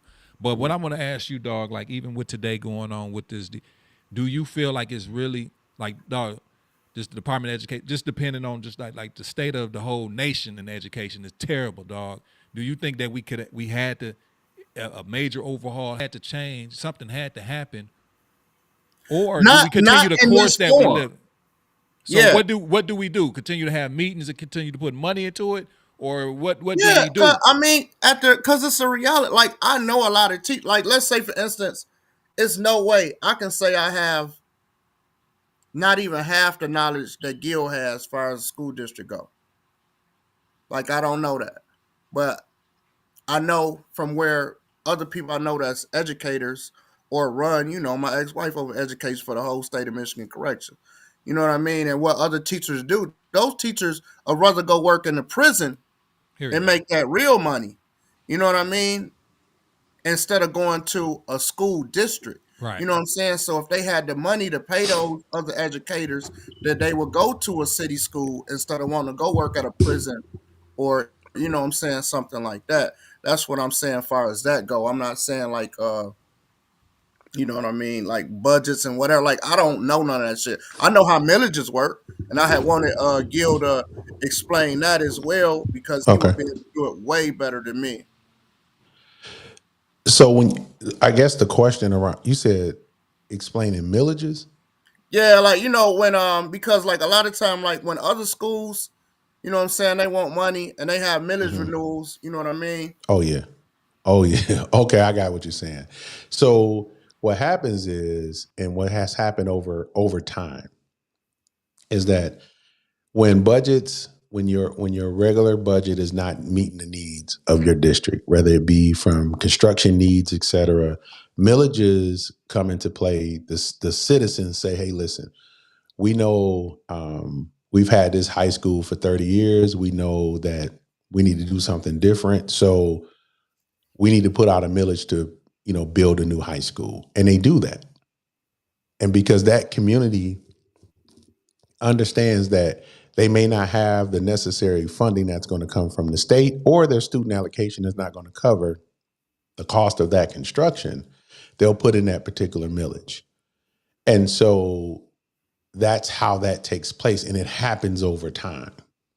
And so if your community is not educated on the fact, or they trust you enough to keep doing to say that certain things, you're doing a facility assessment every year, you are looking at different sports programs, you're looking at the flow of money that's coming from the state, you're looking at federal mandates that's coming down, that's adding cost to the classroom, you're looking at the cost of living and all those things, and that's based around budgeting. If you're not up to par with those things, you succinctly cannot stay in the same. You can't stay competitive with a surrounding district or another district next to you who takes those type of things into consideration when it comes down to what their educational system is. And so again, it goes back to budgeting. And if you're not aware of how educational budgets work, system budget works, the cash flow, then that becomes difficult for you to make a decision in that boardroom about what dollars need to go where. So ironically, in the last 3.5, let's just say 3.5 years, and I'm gonna put something else out about it. We recently decided, because the citizens gave us a millage, and the construction costs and maintenance costs didn't come out of our general fund. We were able to have a surplus in our general fund, and then create because of our unions, a union structure where our teachers, our entry level teachers, we pay comparatively, excuse me, to the other 28 districts that's in our school system in Oakland County. And so they coming in and they're great, but then there's teachers. There. I'm sorry. There's a feedback Oh, somewhere. April, you gotta if you watching it on the phone or whatever, you gotta turn it down. It's gonna come through on your mic. Yeah, April. I know I just let you in, April. If you got your phone going, cut that off. But yeah, you should be good, Gil. Okay, so you won't. It's hard to. So again, it made it a little bit more easier as to get competitive rates to our teachers. But again, now that our teachers are coming into a system that they may not know what the expectation is when they get here. So they're just starting here, right? They're just coming in. It's a great place to start. But then the cultural or the environment in which they're teaching in, from the management perspective, may not be what their expectation is when they took the job. So now that I have the experience, I may want to go somewhere else who can manage and give me a better opportunity to how to create a more diverse cultural experience in the classroom. And so now that's why they can pull and recruit different teachers from other places. And so, and if again, I believe that people care about our children. That's not what I'm saying. But we have to get to a point where we stop emotionally internalizing something that a business component needs to set. Is more, you'll get people, I love the kids. I know you love the kids. That you don't have to keep telling me that. But do you know how to budget do you know how to budget? Do you know what a budget is? Do you know what cash flow means? Do you know what a tax anticipation note is? Do you understand when you borrow this, it needs to be paid back here at this amount of time? Do you understand what those things are? And if you ask folks, if you just ask school board members across, and it's just not Pontiac, it's really, I've been to Philly, I'm in California, I'm in Miami. I have districts where I go into to help them understand what board governance is. I've been instructing superintendents for the last 10 years. I just did a AASA conference where we're teaching incoming superintendents what to expect and what questions they need to ask when they're going for a superintendency in the district. So it's the experiences that I'm bringing to when I come back home and I'm having these conversations. But then because people may not have studied the system in which they sign an oath and say, hey, they raise that right hand, then it becomes personal. And then it becomes this thing of, well, he's a know-it-all or no, it's none of that. And we if we don't address those particular issues in the Black community as Black folks, that we can no longer just make somebody do a coup on somebody and then it makes everything better. No, it doesn't happen. Because when it comes down to educating the system to kids, you have to understand that business component. And other districts for years has had a slight advantage over Pontiac because they come in with a succession plan and they clearly understand what the goal is. And that's that when a kid comes through their system, they know what they want that kid to look like and be able to accomplish when they leave up out of the educational system. I was April, if you're available. I got you on, so if you want to go ahead and address or comment or say anything to Gil, far as a comment or question you got for him, now is the I'm time. here. You there? Okay. Yes, I'm here. So Thanks for having me on. no problem. Go ahead and shoot. I know you had a question for Gil. That's something that we missed maybe earlier. No, I didn't have a question specifically for Gil, but rather than a question, maybe a thought. So the Mm-hmm. common thread And with this is not the first time that Pontiac School District has had, some financial setbacks or even, closures since I've lived in the city. And Mm-hmm. the common thread that I find is that nobody has a solid plan to make it to not allow this to happen or repetitively happen. Why does this keep happening over and over and over again? And is the answer, I mean, and I, forgive me because I'm not, I'm Mm-hmm. I'm sure I'm ill informed in this area. I'm not an Mm-hmm. expert in this area, but I think part of the problem is when a school district is not performing, at its levels as it should be with the scores and all of that. A lot of residents naturally that determines whether they move to a city, and even if they are in the city, a lot of parents choose to find school districts where their kids can maybe get a better quality of education. So I think that what part of the reason that what killed Pontiac School District is when they introduced school of choice.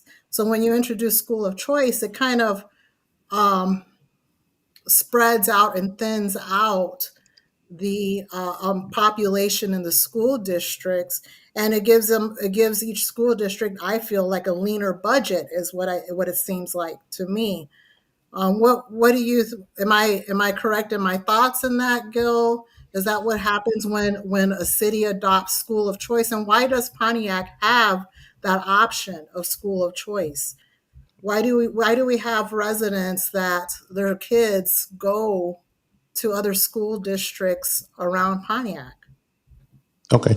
I mean, you asked several questions, and they're very great questions. So I want to take a bite at one at a time. And Mhm. so, school of choice is just not a that is an option for the school district itself. And so, when school of choice opens up, we have 28 school districts in Oakland County. And so, when school of choice opens up, pretty much everyone agrees that, hey, we want to have an opportunity to have whatever student to come to our particular district. And so they have that particular option is because other districts have that option. That just because, it is something that gives the ability for a family to look at your district and say, hey, I have something different than what's over here. And then I would choose to come here. And so that's one thing. Second thing is when you say when you say there's been some financial trouble, we are very stable in the Pontiac School District now. I think some people who are some people, and I don't want to use the word ill-informed, but because people don't study the educational system, when the leaders use terms of, well, we got to close schools because of finances, and they don't prove to the people it's because of finances, and yet it's because something else that they want to do, that becomes the problem. Because when you tell any black person or you tell any person who's paycheck to paycheck, there's some going on with the money, the first thing you think is we're going broke. And that is not the case. And so in this situation that we have here currently within the Pontiac School District and IEB, let me just be very clear, is that my term ended in December. But because I understand this and I teach this across the country, I'm very clear on what things that people use and what leaders say to have misinformed information out there and redirect their attention towards budget when it simply is an administrative issue that an administration cannot deliver what is asked of them. And so they began to develop things like listening sessions and recreate strategic action plans instead of looking at the people who are in charge of saying, this is the type of education that we're supposed to be delivering from what the board stated, which is elected by the people. They don't understand the process. And so when you bring in consultants who do not understand your system, when you bring in individuals who cannot, again, articulate the position of the community, or they don't have enough community involvement to have a real conversation, then it's left up to the people who say that they're the leaders or say that I'm an educator to come up with, oh, this is what the plan is. So Pontiac's perspective is there's a lot of grandstanding. There's a lot of, because I have this certain degree, or again, because I feel like I have an expertise with no experience, if that becomes the problem. And anytime we gonna tread down this conversation, people get real emotional about or real touchy about what they think their educational level is. But if it's not matched with the experience that's needed, that's when we have that problem. And so the kid, again, I think we talked about this a little bit, April, before you came on. Every building in our school district at this point right now is underutilized. So it's not a problem of housing. It's not a problem of making sure that, you know what I'm saying, it's so overpacked that we need a new school or we have to combine these schools. That's not the issue. The funding will cover and has covered the underutilization of the district up until this point. We have 7 different municipalities that make up the Pontiac School District. So our funding is just not like any other school district. It's not just made up from Pontiac taxes. Waterford, Lake Angeles, West Bloomfield, parts of Bloomfield, Orchard Lake, Waterford, Auburn Hills, all of the buildings that you see, the commercial buildings, we get a tax capture from that. All the homes you see that's built, we get a tax capture from that. And so we have a very healthy cash flow. The problem becomes, again, when you can't articulate that or you don't have people to explain that, individuals who are in these positions, the first thing they say, oh, well, we need to close buildings. Well, closing buildings means you have to lay off because you don't need 2 math teachers in one classroom that's capable of having only 25 students in it. So you don't need 2 math teachers because on a regular basis, if you look at the attendance in that, and I'm just using that for an example, those particular classrooms only maybe have 10 students in them on a regular basis. And so, again, it's an educational process. And that's why before you came on, I said, I'm more than willing to have this conversation and put out the facts so we can be well informed of what's being told to us and then what our expectations should be. So school of choice does hurt in areas where you don't have anything to offer. But in our case, people need around us the surrounding districts because their budgeting formula per student capita is not like Pontiac school districts. They need the bodies in the seats. Right. So And how so long have it- you been in the Well- green? How long has Pontiac been in the green then? been in the red since 2000. We signed our last debt forgiveness with the state. I believe it was 2022 when I was there, and we didn't owe. Only thing that we owed at that particular point in time was the bond repayments that was over that $162 million bonds that the citizens gave us. Okay. So we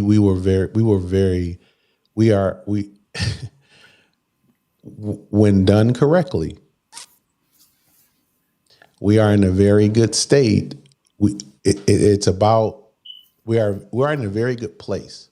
What it's about is the delivering of education, which is not the school board's job.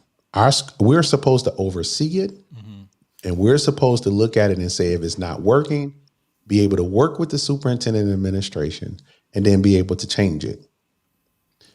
When you don't do that, again, when you have a class, we cannot overlook this. So Classism. Let me ask just overall, do we have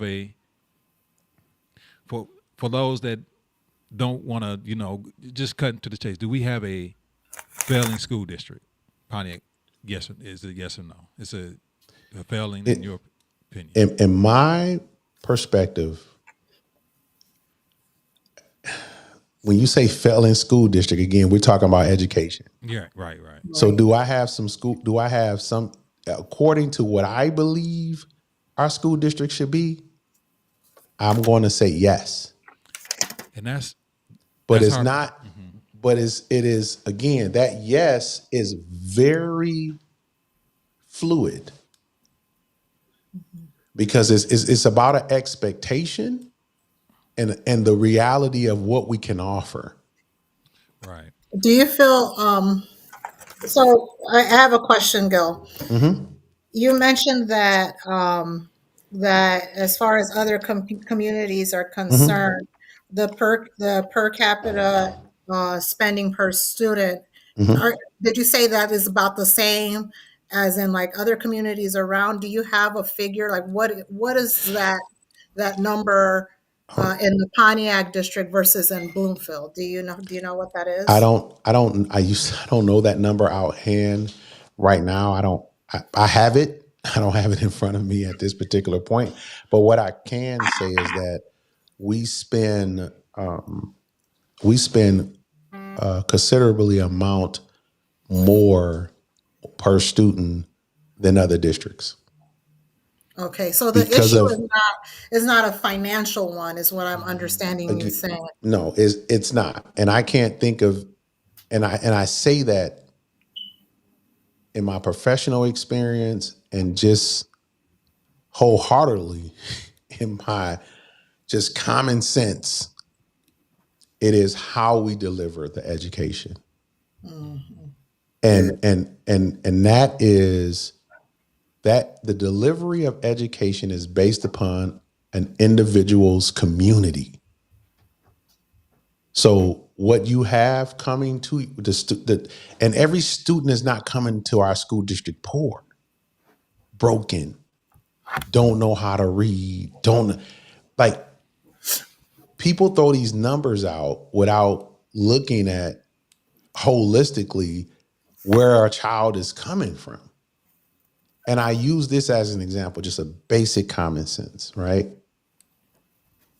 Majority of the people that I affiliate with in my age group who are very successful people graduated from the Pontiac School District. The delivery of what the education they received did not change. And so you can't tell me that kids can't learn. You can't tell me it's the kids. What has changed is the environment in which they are learning in. And so if I'm creating an adult culture where only thing I'm concerned about is adult issues, and when I begin to correct that, then it becomes adult problems because now we're talking about money, cost of living. There's some specific things that's there. Then you can't really have an open conversation about what a kid is learning because we have the top 5 Delphi team. Not Delphi, I'm sorry, that's back in the day. Right. Robotics team in the country. If you want to talk about STEM, right? If you want to talk about Pontiac School District, we had the top 5 STEM program in the country. Number 1 in the state. We have a CTE program that just through the medical program alone has graduated over 10 cohorts and maybe implemented roughly 20 nurses into the health field and program. So you can't tell me what they can't do. It's just about, at this point, when you have confusion at the top, and I don't really, Asante, you said I'm gonna get in trouble. I'm really, because people get really sensitive. But you know, it's to the point where I'm not to cut you off, Gil. Yeah, go ahead. It's to the point where, I mean, I got love for everybody, but yes, it's to the point where it's beyond crazy. Where we at now. We can't have a strong city without a strong school. You can't. You can't. It's just just can't happen. You can't. That's why I started in the school district. Yeah, I started in the school district because that was the first place that I saw that to me was the center of the community, right? That is the foundation of what, hey, this is what Pontiac prided itself on. When we had Northern Central, and despite where you went to Northern or Central, like you knew that the people and the teachers that were in those classrooms, that no matter what kind of trouble you got in the streets, they were going to make sure that you graduated out of high school and you had a system of people that no matter what difficult you may have had going away to college, that you could be successful going away to college. And I think that's where, And, in a that's a lot of culture. ways, That's culture based. that's a culture based. And That's I culture believe, based. and I think this is what me and James was saying before you, or when we lost you for a minute, or before you came. I think that's where a lot of where we lost ourselves as a community, because we lost our culture when we started. I understand closing of the schools had to happen with certain, maybe, I don't know. But It I had think to we happen. lost we lost a lot of our who we were, because a community is really, any community you look at is based really around the educational system and a lot of the the worship. But we got too many damn churches here. But I mean, it's just but Man, you going to a whole but I wait don't a want to. minute. But Hold on. Ooh, we going to the deep end. but I don't want to go there because. Yeah. But for sure, I mean, it's like once you start losing your schools and the support of your schools and just overall the decline of the quality of education that you get, then you're gonna have your city or your town, community, village is going to start to. It's just. But can I ain't ask a Pontiac, question? that's anywhere though. But look at those something. Basically, what you're explaining is like, look at man. A lot of people don't know what PTSD is. You know what I mean? A lot of people just think if you went and fought in a war, you know what I'm saying, you experienced it. You don't know that you didn't experience it in a everyday event. You know what I mean?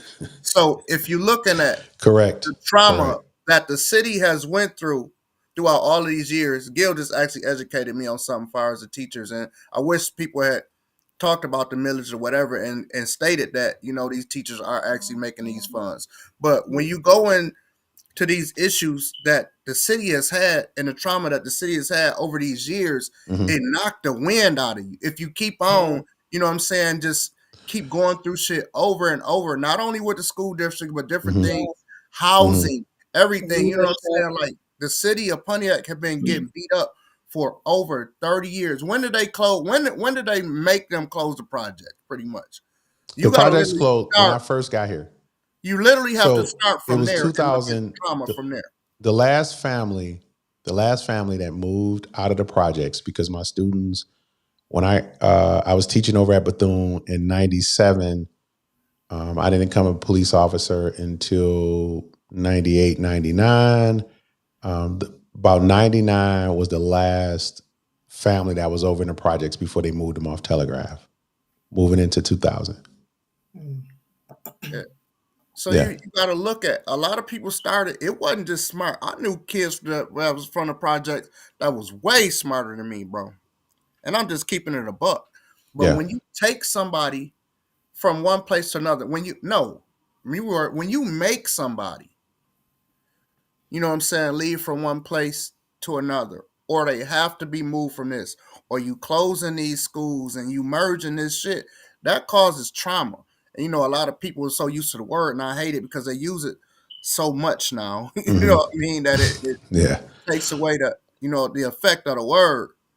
But you know what I'm saying? It really start there. So it's really, you got people like me that can invest in a city or want to do things in the city, but are dealing with so much from being from the city, watching it from the outside, and I'm saying it wouldn't be smart for me.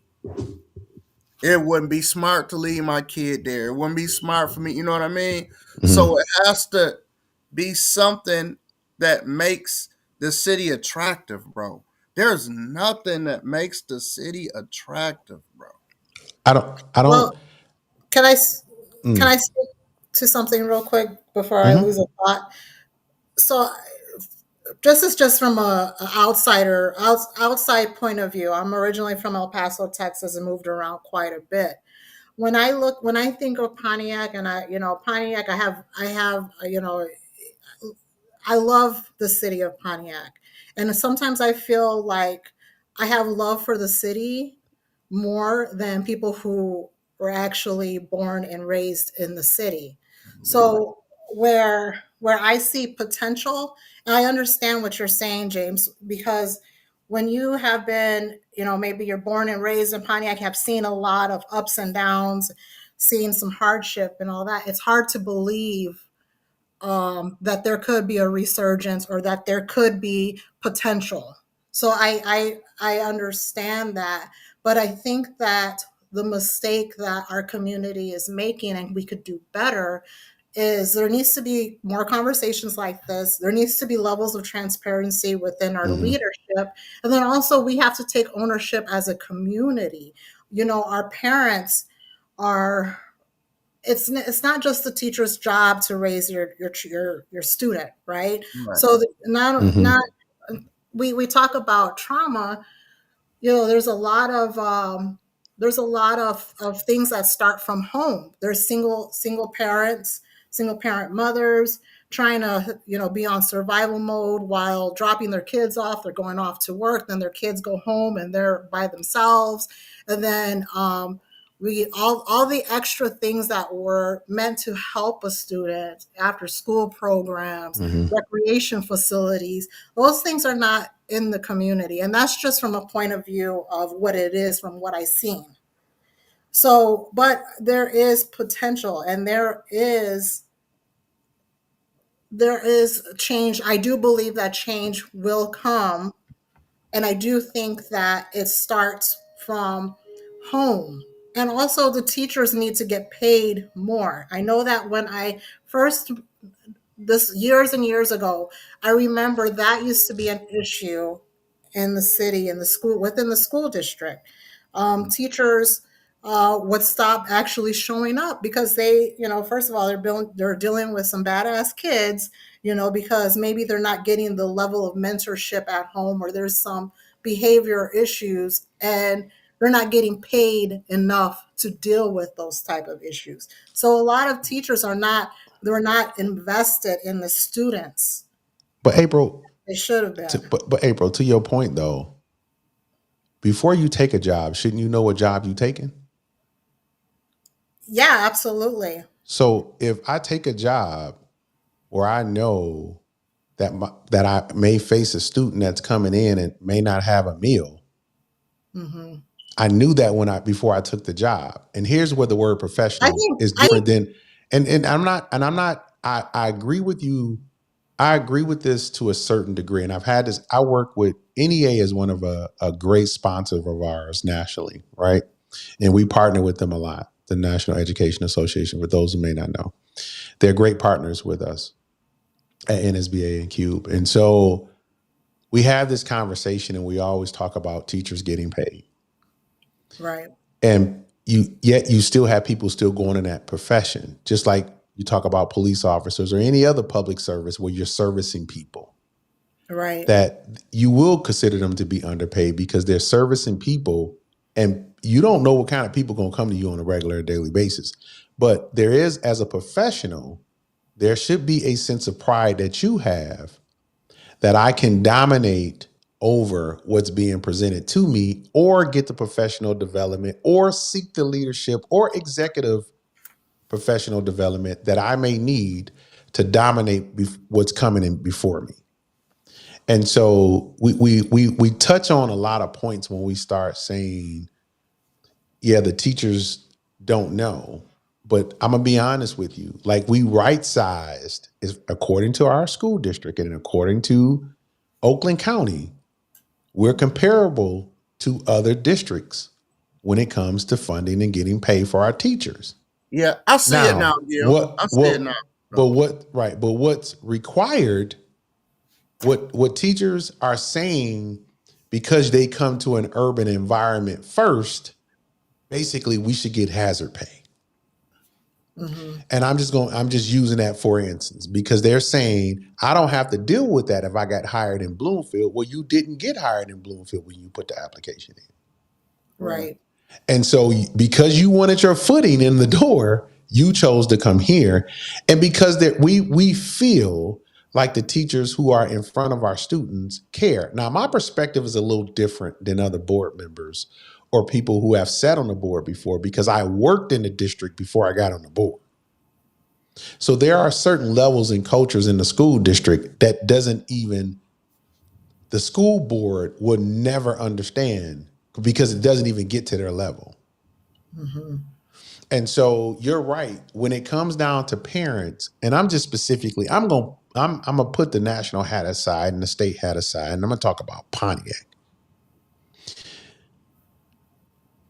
When you don't communicate to people who are used to being in the know of what's going on, there becomes a trust issue. And it's not that I believe that we can get back to what school was explaining earlier, what you were saying earlier. It's when you speak with a level of certainty as a leader, and people begin to trust you. And then that gains a certain level of influence, which gets people to understand, and they'll follow you if they know that they can trust you. Right. And so as other communities, Bloomfield Hills had to close a high school. Bloomfield Hills.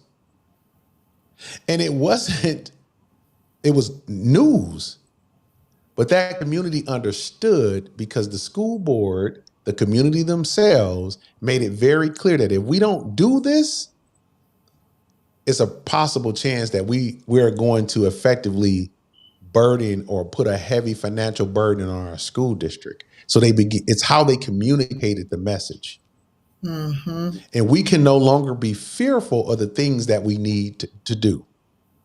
This conversation between ITA and Pontiac School District has been happening since the existence of ITA. But it's how it's communicated from the leaders is what has caused a half and a half not scenario. Right. The teachers themselves have caused, within their own union, has caused a half and half not scenario. Out of the teachers who are involved in the union, out of the 200 and something teachers, only 50 of them participate. Less than a quarter of them are participant of the union. So you're not getting the full spectrum of who's upset about the merger. It's only the folks who's coming from ITA that may have to go over to the high school, that even in their own union have not grieved the proper things that needed to be grieved of unfairness practice amongst the teachers. Hence, you have a civil war going on there. Right. And that's such a shame, because I feel like in the well, grand scheme of it, it's the students that suffer, and the parents don't get the proper communication that they need to know what to say to their students. And so, there's a lot of blame that gets passed around. But it starts, like you said, Gil, with the leadership. It starts within the leadership and commanding a level of accountability. And I think that if say, okay, you're a board member, mm-hmm, if all of your board members, the other board members had, I'm not saying that they don't, I'm just saying that if everybody felt the same way as you, or thought remotely, because you see things, everybody sees things differently. mm-hmm. But what rings true is the level of communication and transparency that has been lacking, that puts parents, and I'm just talking surface level, because that's not an expert. I'm not an expertise. But you don't have to be an expert to see the truth, though, April. You don't have to you don't have to cookie cutter it. Where does the accountability lie when parents are getting bits and pieces of things of uncertainty? And The school board. what can they do? What can they do to change that? Move their child. Like, you only have one opportunity to educate your child. One. You're talking about educating your legacy. I'm not. Listen to me when I say this very clearly. The only reason why I put myself in these type of vulnerable positions, which people will consider a vulnerable position, because you get attacked for everything that you say in these kind of council culture type of world. But it has to start somewhere where people believe in what you're doing. Right. And if I just would have tucked my tail and went away, not had conversations, not been able to explain what's going on, then the system that's trying to dismantle us wins. So it is the responsibility, just like you stated. You don't have to be an expert to see the fact that it's not transparency. You are an adult. You are a business owner. You raising men. You don't have to be an expert. You are the expert. And that's and a lot of times, because we sit in these positions that, well, maybe that's just not an area that I qualify in. Oh, very much so that's an area you qualify in. Because you know what education looks like. You know, you have that experience, you have that know-how. And I think people need to not be so sensitive in their emotions when someone like yourself questions who should be held accountable. Now, me at a level being in law enforcement and just being raised under the accountability flag, I will accept accountability for the things that I do and the things that I don't do. Now, because everybody else is not like that, that doesn't mean I need to conform to everybody else. Right. And so, again, because the plan to bring the school district into trust starts now. It starts with having these type of hard conversations that nobody wants to have, but we have them. Because I've seen when we do have these hard conversations or the tough conversation, people, they chiming in. It's people who are listening right now that's not pushing the let me view button. It is people who are chiming in right now because they don't want me to see that they actually listening. But because I've been around here so long and I understand that when I jump on something and I'm talking about something that may affect the area that somebody's sitting in, they're going to listen.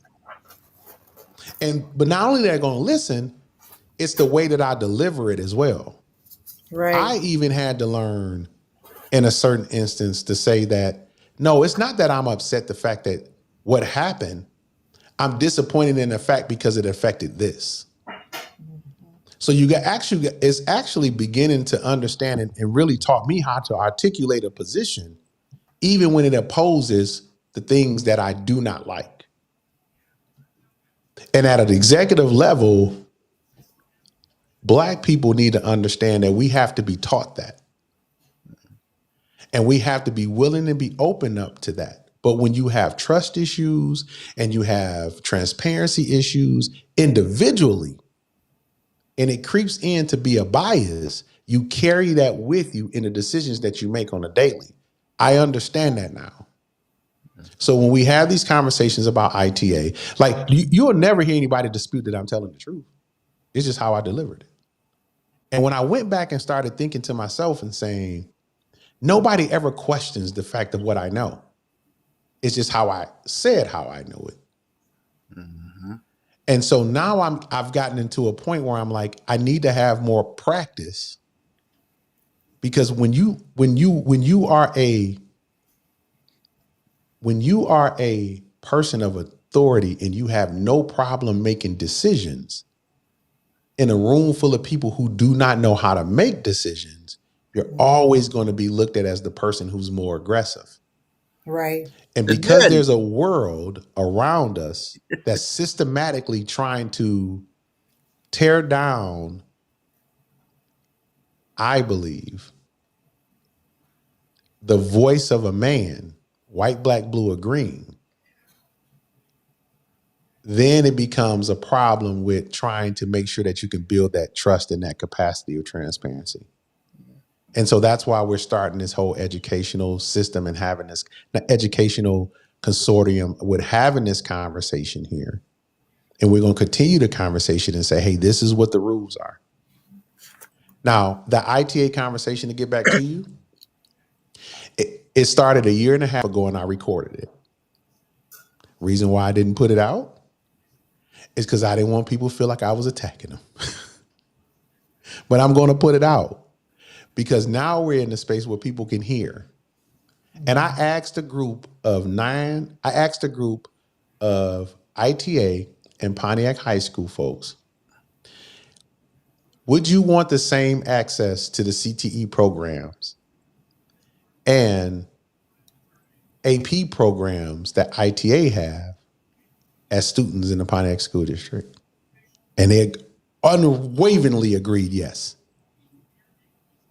The problem became when I said, well, in order for you to get that, and it was just 9 through 12. Well, won't we just combine the 9 through 12th graders, their high school, you can still keep your same program, but allow them to have the same access to each other's program if they like that. I don't want to go over there with them kids. Them kids be fighting over there. I don't want to go with them kids. Them kids be drinking over there. I don't want to go over there. ITA, they be smoking over there. They do all the vaping over there. Like adult issues. Right. And I recorded it. And I did it without the permission of an administration. I did it without the permission of teachers that was in the room. Because as the school board president at the time, I'm trying to get data, real data. And who better to get it from to the people it's going to affect, the students. Mm-hmm. And so once I got that, then I was able to go to administration and go to the school board. We had various conversations about it. And we said, well, you have a year to make sure that these students can get what they need.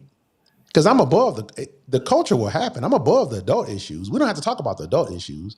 A teacher saying that I don't want to go over to the high school, you still keep me your job, right?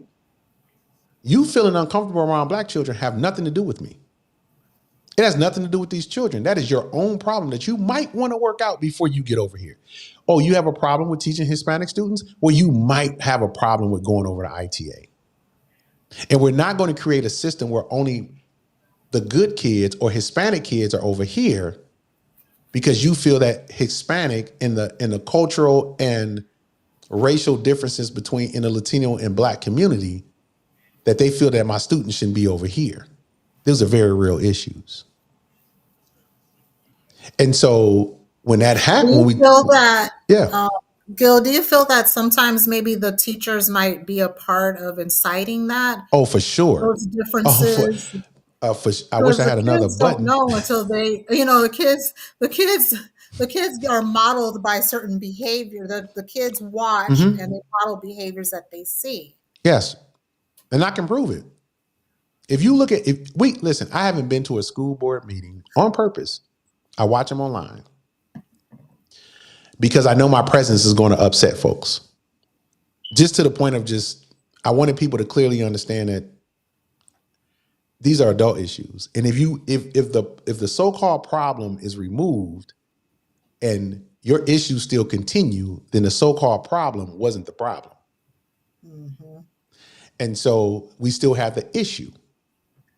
So if you go back and you start looking, because they're all recorded, if you go back and look at all of the school board meetings and you go back to the last two, like just upheaval as it relates to ITA and the Pontiac School in that whole merger space, it was clearly you heard teachers clearly say, our students, or aren't all the students your students? Right. my classroom, very adult issues. Yeah.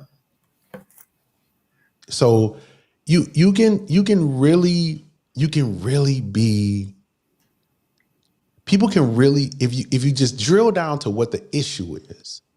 And you know what the teachers were concerned about?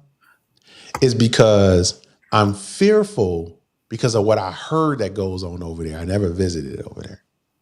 Mm. I'm fearful what goes on over in ITA because I've never been over there. Adult issues. Mm-hmm. So when you do programming that between the students, who has to come? The adults, right? Because it's during the classroom session. Right. So if I'm doing a theater program or I'm having programs where we're doing exchange or college readiness or things of that nature, now the teachers get to interact. And when we began to do those things a couple years ago, I saw pockets of teachers standing along the side and not engaging with their other counterparts. And so, with that being said, I had a very deep culture problem in which the school board, we had very deep discussions about that. And so how do you change that, you say? And why? Glad you asked. You continue now because I understand clearly what needs to happen. If you create an environment where people can have a discussion and talk, and you get individuals on the school board who clearly understand their roles, then you will see that success and you will see that transformation.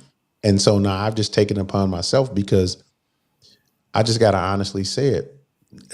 None of them clearly know what I know.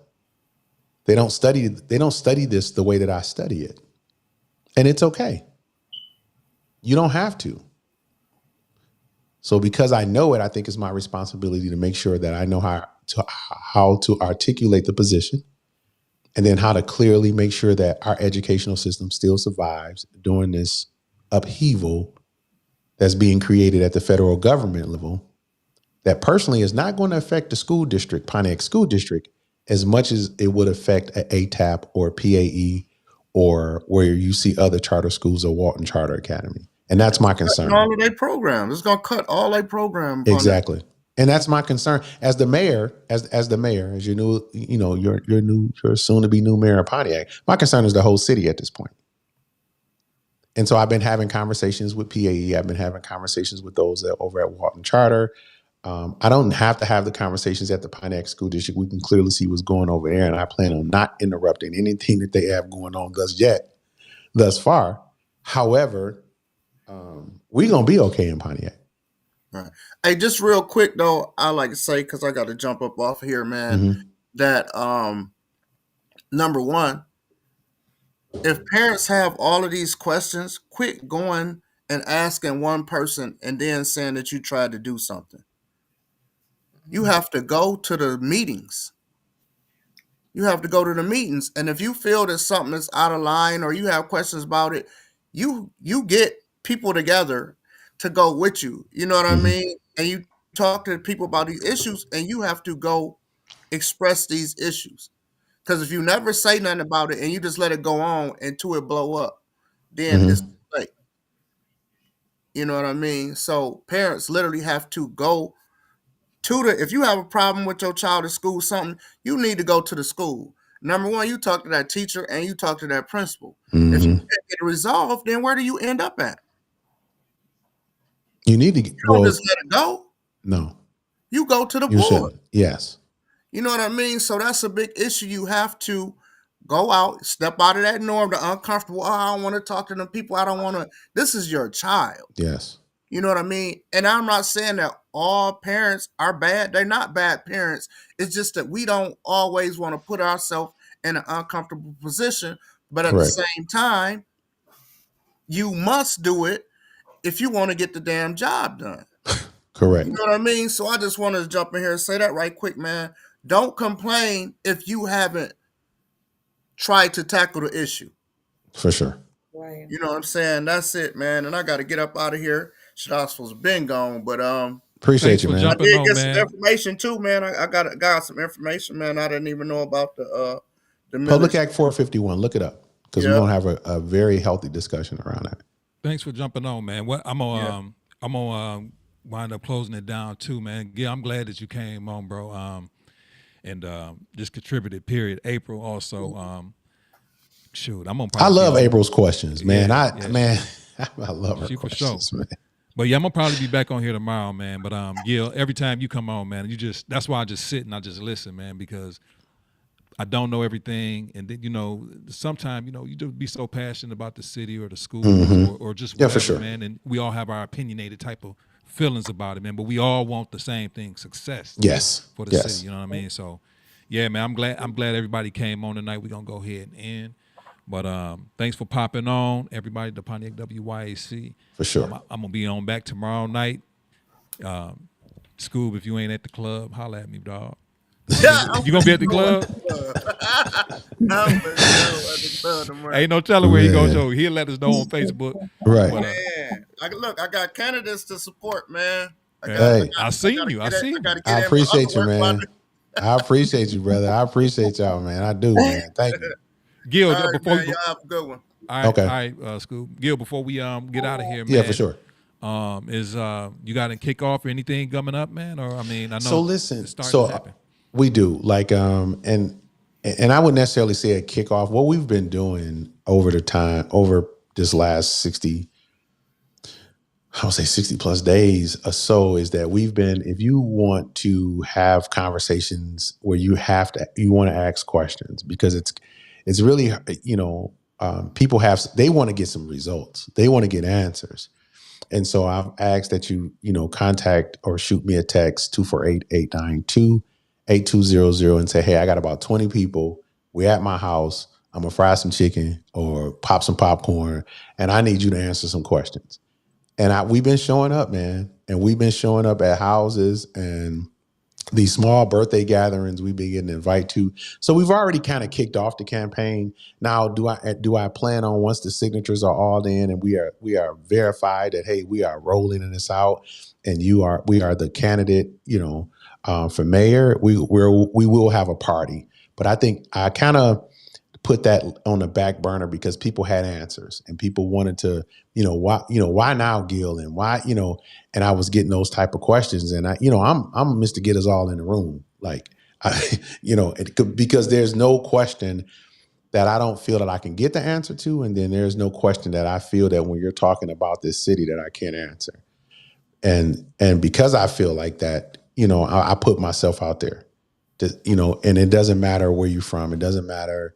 Culture, whoever, North End, South End, East Side, West Side. I'm good from the boardroom to the block, so we can answer that. So that's what we've been doing, and that's what we'll continue. Like the end of April 14th is going to be looking like that kickoff. We should have all the signatures in by now, and get a hold of me if you're supporting me and you heard some things, please, so you can sign this petition. We're looking for 400 signatures. We only need 250. We're looking for 400 signatures because there's some things that we found out by some other individuals. I need 400 signatures. So let me ask you this. I think I seen Veronica also come on Facebook. She also said if you can't go, if you're a person out there signing, signatures, you can't go sign this candidate and sign that one either. You can only, if you already signed for a mayoral candidate, you only can sign for one. Right. If there's some people who are, in District 2, there's several people you can only sign for one. So I'm sure there's some other people who have been waiting. I've had people where I'm talking at the gas stations, and sometimes I'm standing at the Coney Islands. I've been doing some tours there. And they're like, hey, man, I'm going to hold off on signing your petition. Let me go check out your website. And I get a chance to see people check out the website and then shoot me a message and say, hey, listen, I do want to sign. I've seen what I wanted to see, and you've answered some questions. And again, text, call, and you'd be surprised, man. People, I put that out, and as much as I've put it out, it's gotten a lot of traction now. But people, they have some questions. And so we wanted, as just who I am as a person, I wanted to kind of, before the party jump off, and we, everybody know I love the party. Like, I'll throw a party now. I ain't got no problem with it. But this campaign, this election is too serious for me to wait to kick off or answer any questions that you may have. And so that's why I put the platform safe out there. That's why I put some other initiatives out there that we're talking about. That's why I'm urging people to, hey, go see the master plan, go see the charter, because those are the two things that's driven by the public that I'm going to be following. Safe is only going to be it's just the component, the power that's going to push it. But the people have spoke to the master plan, and the people have spoke to the charter. They agreed to them. And that's what we're going to push. We had a roadmap. So it's not about me. It's about me executing what the people have already said. And so April 14th, again, I'll be probably that major kickoff, but I'm going to roll it out. I'm going to do some, I'm going to do a mailer, et cetera. You'll get that. And if you had 20 or 30 people or 15 or 10 or 5, it doesn't make a difference to me. If you got questions on your block and you need me to come to your block and answer your questions, because before you go to them polls, I'm showing up. And that's what we've been doing. Well, that's what's up, brother. Thanks, man. Go ahead, April. I'm sorry. I said I love it. Yeah. Indeed. Well, with that being said, Gil, thanks again, brother. Man, no and, problem. Yeah, glad you came on, April, again, and be looking for me tomorrow. Yes, sir. I'm gonna have a boring weekend. I'm gonna hit the Detroit Piston game maybe this Sunday, but outside of that, I'm chilling. I ain't doing That's much. what's up. That's what's up, man. Appreciate y'all, man. God bless y'all, man, and have a great night. Same Awesome. to you. Thanks for having me. No Okay. doubt. Peace. Bye-bye.